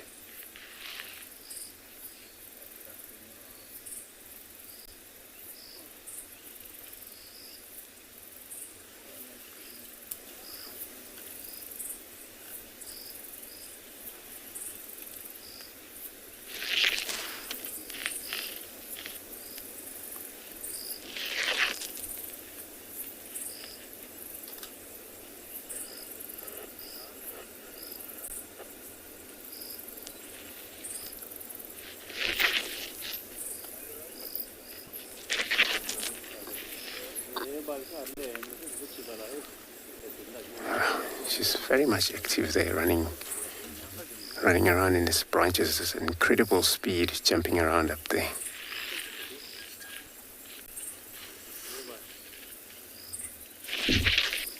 So I'm gonna reposition here.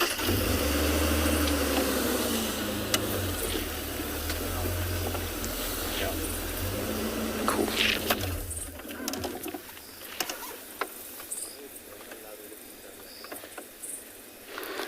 So, Lemby, you're asking, do I think that the hyena would be following that leopard? Yes, would be, because they're always behind the big cats, and there's leopards as well.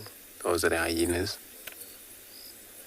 They was moving opposite ways, probably maybe lost the scent of this young leopard.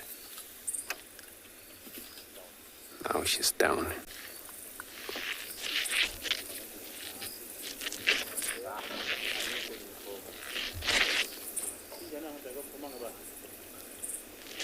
Just gonna see if we can follow her a bit.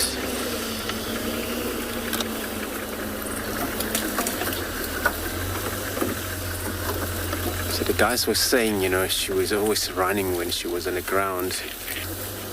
And they lost her for the first time.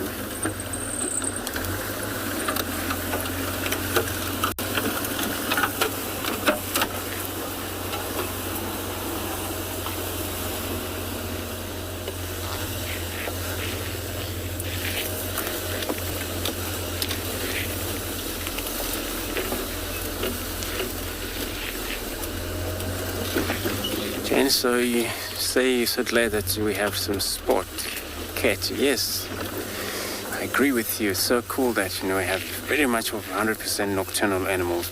Spotted cat is a leopard, a young girl leopard. I should run now, hey?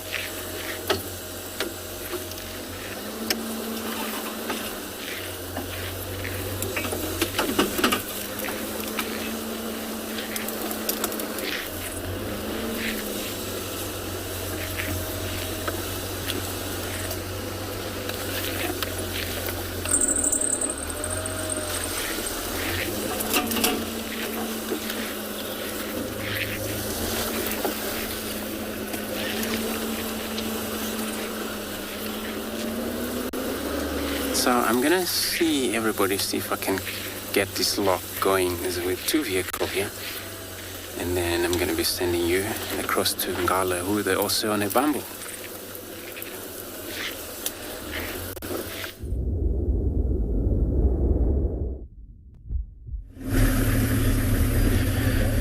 So, I think before we get too far, let me just explain the sensitivity behind a lion den. With that, we know there are babies in the bush, so you've got other lions around it, which is safety. But still, us being there, my voice might attract the curiosity of a hyena, and it could be that later on maybe the lionesses come into this clearing and they try and hunt, and then the hyena just curiously goes and sniffs around and then might come across the babies. So we'd rather not want to be in that area and spend too much time there after dark. Just safety and precaution for the lioness. So we are heading slowly back east. We're on a road called Inyala Loop that runs parallel to the Timbavati River. So the Timbavati is right here. Hoping that maybe we can come across a leopard. We are basically in the territory of Shitsalala female. We might actually be able to find either her, the young male, or the young female. So now we've not seen Shitsalala female for 4 months. But it sounds like Freddie, he was saying he's got tracks of a Nyala female further east on the old airstrip, and they were trying to find her. But like I was saying so many times, the grass now is so long. So once the leopard tracks leave the road, it's nearly impossible. I mean, you could basically step on her tail before she jumps up and runs away. And that's what happened the other day, is we were basically on top of a Nyala female before we spooked her. Because they feel safe, they feel secure, they can actually dip their head, tail down, ears down, and hide in the long grass. I think that's also exactly what happened this afternoon when we found a young female leopard in the west. Of course, we couldn't show her to you. We barely even saw her. Stunning evening though. Probably about 24 degrees, 23 degrees.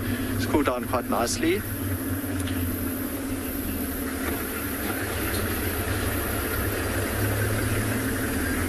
Sorry, I got the name, but I didn't get the question. What's my best interaction with leopard? Oh, that I've had. Melissa, Tambuti Tom. The first time I saw him was in the east, and I remember we were actually having drinks at Clara Dam. And I've just poured everyone a beautiful gin and tonic. By the way, I make an exquisite gin and tonic, if I may say so myself. Anyway, so everyone's enjoying their drink, and next moment we just hear this commotion, and it sounded like wild dogs. So we drove off south of the dam, and we found the wild dogs, Melissa. Then while we were there, they caught a waterbuck, a female, and so they're busy feeding on it. Wasn't a big female, quite a young female. And next moment, one dog just lets off a bark. They don't actually often make sounds. So that was a warning call, and you just see the entire pack split up. Then Tambuti Tom comes rushing in, steals the waterbuck carcass, and takes it up a tree. Now, it wasn't any tree to brag about. It was one of the Combretum species. I think it might have been a russet bushroller, but no leaves on it, terrible condition.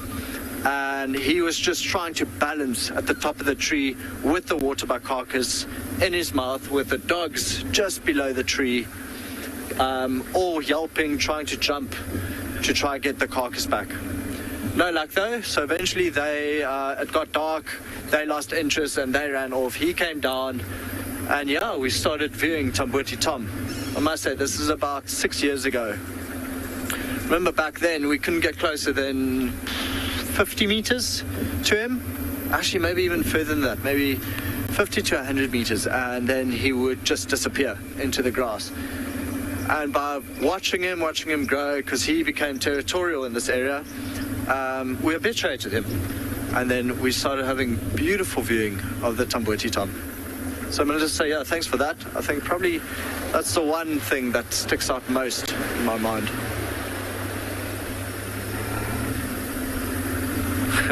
It's actually quite tough to find the road with the grass being this long. Everybody should come to Ngala now for gin and tonic. Actually, my secret, and I'll give it to you guys.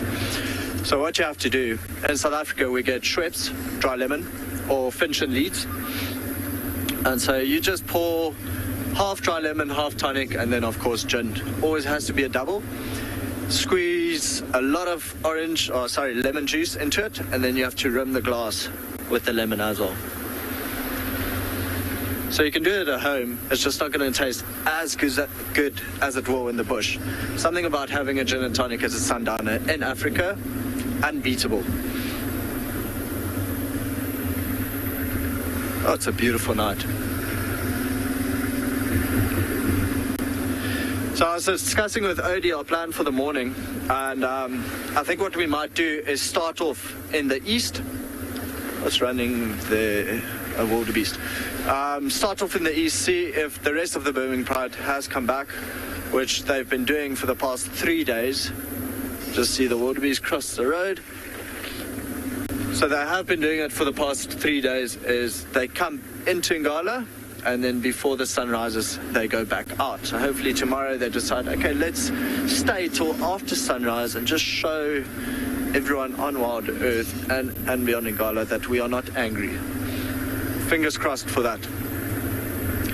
Then in the afternoon, I think we'll venture south, like we did this morning. I mean, at this stage, Fred is out driving Guess, and then I'm out driving Wild Earth. So it's only the 2 vehicles on 14,700 hectares, so we are not even covering a quarter of the property at this stage. But we are doing quite well. We're saying that we are extremely lucky having a lioness with 3 very small youngsters, and then the lioness standing here. So we're going to continue east, but for now I'll send you back to Andrew.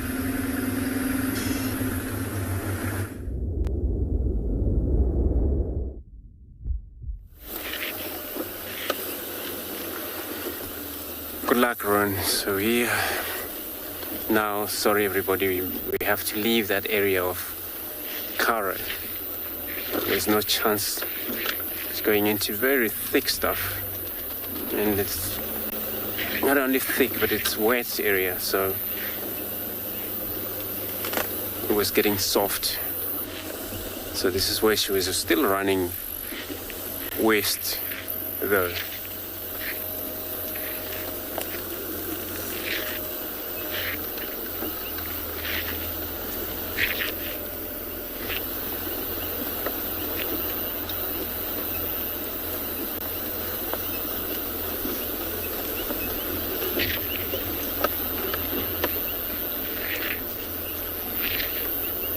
So yeah, we're probably gonna try find out or follow up in the morning.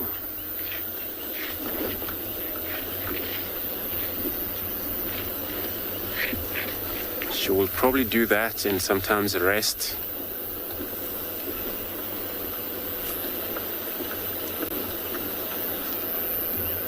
Veronica asking when do the winter begin in South Africa. So we're coming into the end now soon. So it's gonna be starting getting cold from a few months coming.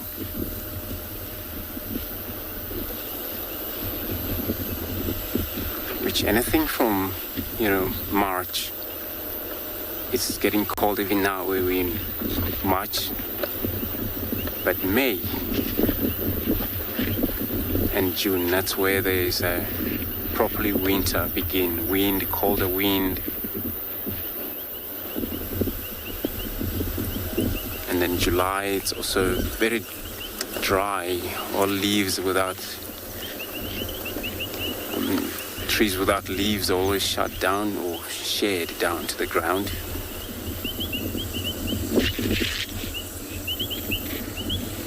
So yeah, that's the beginning of the winter. But from this month already started to feel the difference from proper summer.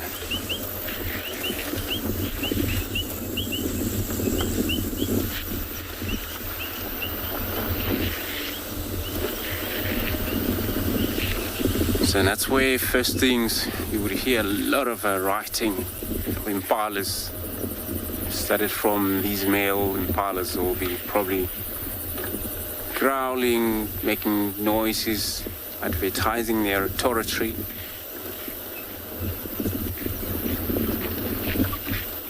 And that we know we're already in the winter because only the impala only writes in the winter, beginning of the winter.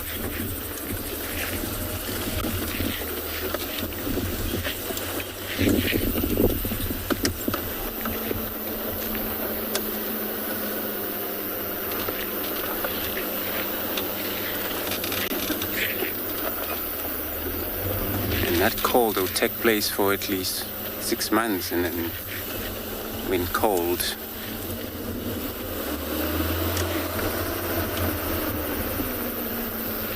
so I'm gonna also be on Bumble around. Hope we come across another spotty cat. I'm gonna be sending you across to Lauren.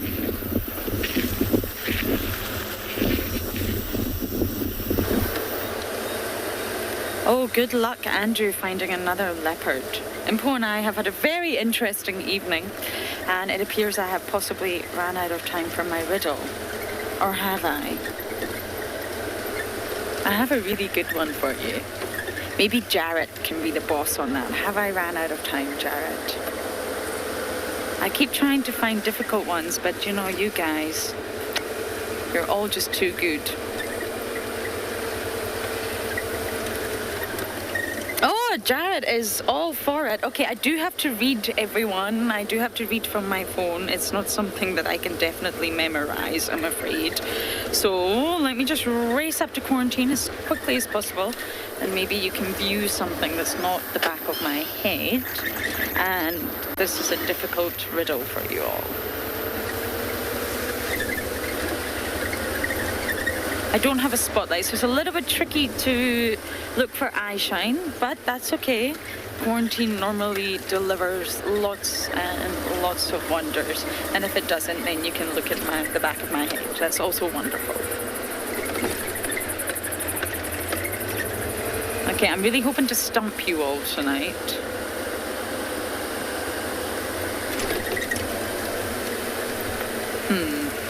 I think there's Impala here, Impo. If it's not Impala, then I am really seeing things.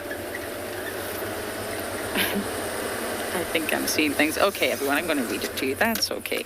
Are you ready for your riddle? Now, who am I, everyone? I hope you're paying very, very close attention while the bugs land on my face. I belong to the second largest phylum after Arthropoda. Some people don't believe I exist, but I do. I eat other creatures many times larger than myself, and I do this with radular teeth that resemble a knife's serrated edge along my chitinous jaw. My coloration allows me to be camouflage against the colors of the ocean. This is known as counter shading. This means that predators have a hard time seeing me.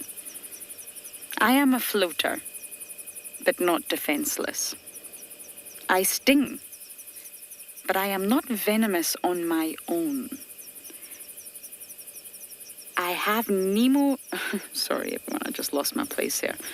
I have nematocysts, but they are collected from the creatures on which I feed. They are not my own.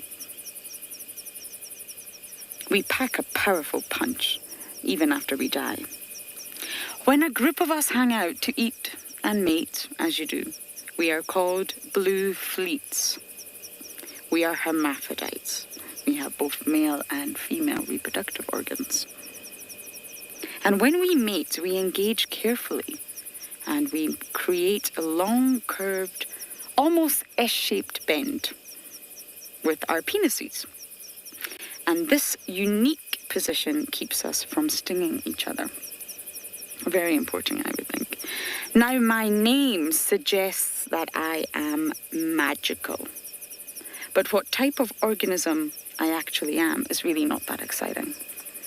Who am I? Okay, everyone. I really hope I've stumped you all this time. I've sent the answer through to FC, so they will be collecting all of your answers. I sit for hours at my computer making up these riddles just to broaden the spectrum. What do we have in front of us? Oh, you're running away. Just to broaden the horizon on what you see, because although all the organisms we see out here are from the Lowveld, they're all connected to all the other organisms around the world. They're grouped together, taxonomy. And although taxonomy can be, well, maybe somewhat boring to some people, it's fascinating how animals are grouped together. And when you get to the basic level of phylums, it's all about the internal body design, from just cellular level, basic cellular level, to tissue level, then to organ level, then a real segmented body like our own, where everything is sort of compartmentalized. And then you start to see, this is how we are related. This is how we're all related in the wonderful sort of diversity of life. And when you start looking for unique species, it's a black hole, the internet. You can go really deep into the internet and find some seriously weird and bizarre organisms. But I think that's really important, and that's what I was taught all the way along my career, is connectivity. Ecosystems are connected and organisms are connected. You've just got to join the dots and figure out how. And Sylvia Earle, a wonderful woman. If you don't know who she is, please research her. She's one of my heroes or heroines. And she said, without blue, there would be no green. And what she means is without the ocean, there would be none of this. And I sometimes feel that's what's missing. People are so used to just boxing things. Okay, this is the Lowveld in South Africa. How on earth can... Oh my goodness, I don't know what that was. How can this honestly be connected to the Atlantic Ocean? Or how can that be connected to the coral reefs in the Maldives? But they are connected, and that's the whole point. They absolutely are connected. And people need to realize that. They need to join the dots more often on how one thing impacts another. And if we damage our oceans, we damage everything, including the Lowveld here in South Africa. Oh, hello, impala. I found an animal without a spotlight. Isn't that wonderful? We're obviously going to use our infrared light to see them. And you're most likely going to see lots of insects buzzing around as well.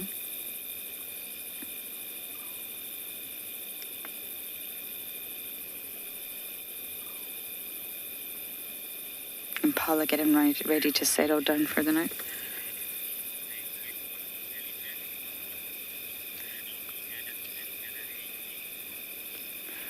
Shami Ann and Anna Hasty, I hope I got that right. Our comms are not great. You say blue bottle jellyfish. Color is correct. Organism is not correct, but I like where you're going with that. You're definitely on the right lines. But the color, blue, is definitely correct. So I'll give you 0.5 points for that one.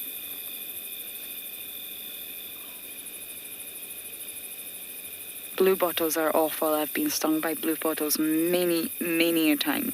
And it's by firing nematosis. They're the stinging cells that are contained within the body, and they fire onto your skin. And it's very painful, especially when it hits your face. And you end up with what one would call a trout pout. Okay, we've got some answers, my goodness.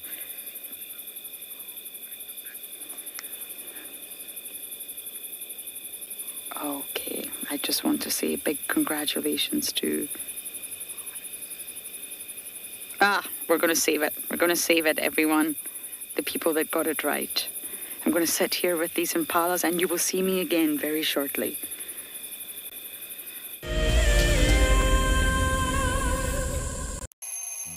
Our lives are dictated by alarm clocks, traffic jams, constant multitasking, and countless distractions. The wilderness is where many of us feel the most human. On a bushwalk, we become part of the natural landscape. As you step off the vehicle, everything comes alive.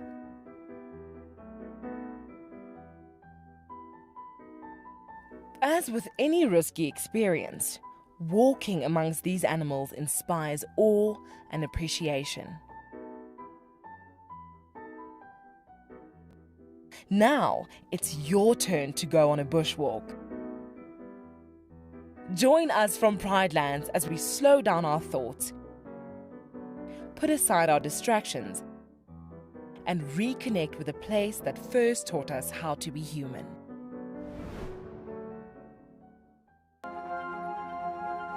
What are you looking at, man? That's its gangster face.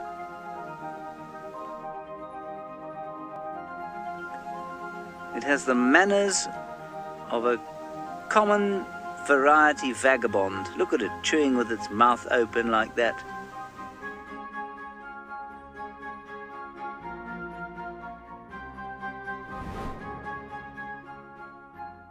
My name is Lauren, and I'm currently working in Djuma Private Game Reserve here in South Africa.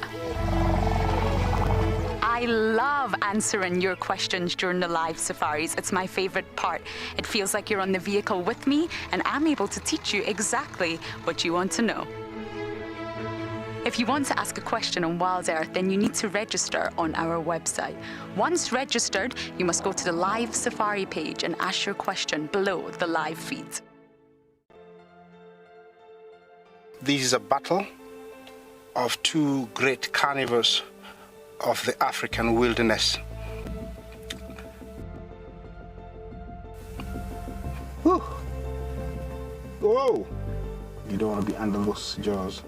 Definitely, this round goes to the lion. Look at that. Fantastic. Expect the unexpected here on Wild Earth daily.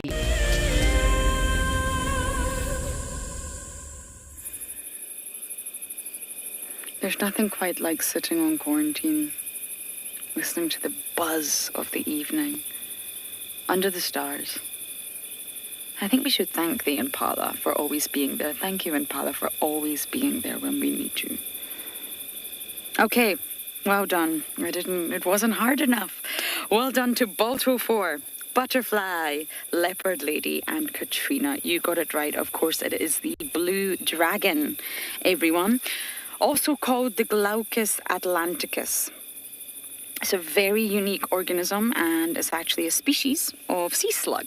So although the name blue dragon sounds very magical, sea slug, well, not so much. It's the pelagic nudibranch and a shellless gastropod in the mollusk, well, the phylum Mollusca. And believe it or not, they are being found all around the world where they shouldn't be, if that makes sense. They're sort of washing up on shorelines and coastal regions where they shouldn't really normally be found. And they believe that this could be for a number of reasons, including cyclones, weather patterns, or changes in their prey. And the prey is a Portuguese man-of-war. So if you've never seen one, please do Google it, the blue dragon. They're beautiful. And yeah. My riddles need to get harder. But well done, everyone. I know we're looking at Impala, and it might sound a bit bizarre. Why are we talking about the blue sea dragon? But again, I'm just trying to get you to all think about phylums and how animals are really connected at the end of the day.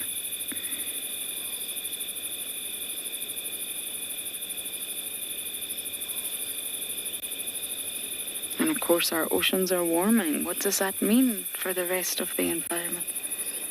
Ah, many of you are saying that was a tough one. Okay, now I feel better. It was a tough one. But of course, some of you got it right. I will do one tomorrow evening as well.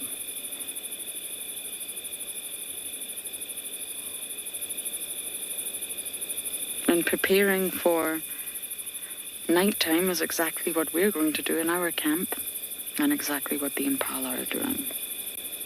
Stick together. Not because you love one another, no, for safety.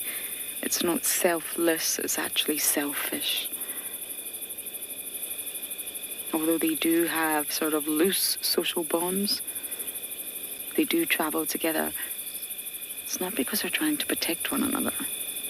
Imagine if there's 10 of you in Impala and a predator comes. There's 1 in 10 chance of it being you. But imagine if there's 100 of you and a predator comes. It's 1 in 100 chance of it being you. More eyes, more ears, more nostrils. I always say that because it's true. It's not altruistic as some would think. At the end of the day, it's all about surviving. And although the grass is terribly long on quarantine right now, it's also still very open. So the impala can potentially sense a threat coming. But there's lots of sounds of nighttime, so I'm just going to be quiet for a little bit, and you can hear the sounds of the African bush after the sun goes down.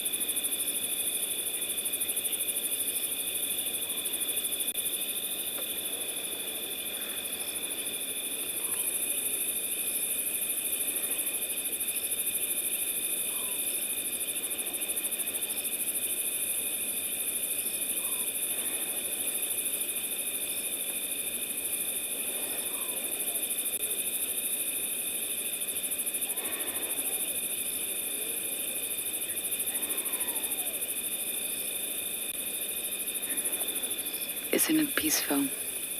And definitely not quiet. But of course it has came to that time of day where all of us have to allow you to jump off our safari vehicle. But thank you for jumping on board. It's been an absolute pleasure to have you, and please do join us tomorrow. Good night for now.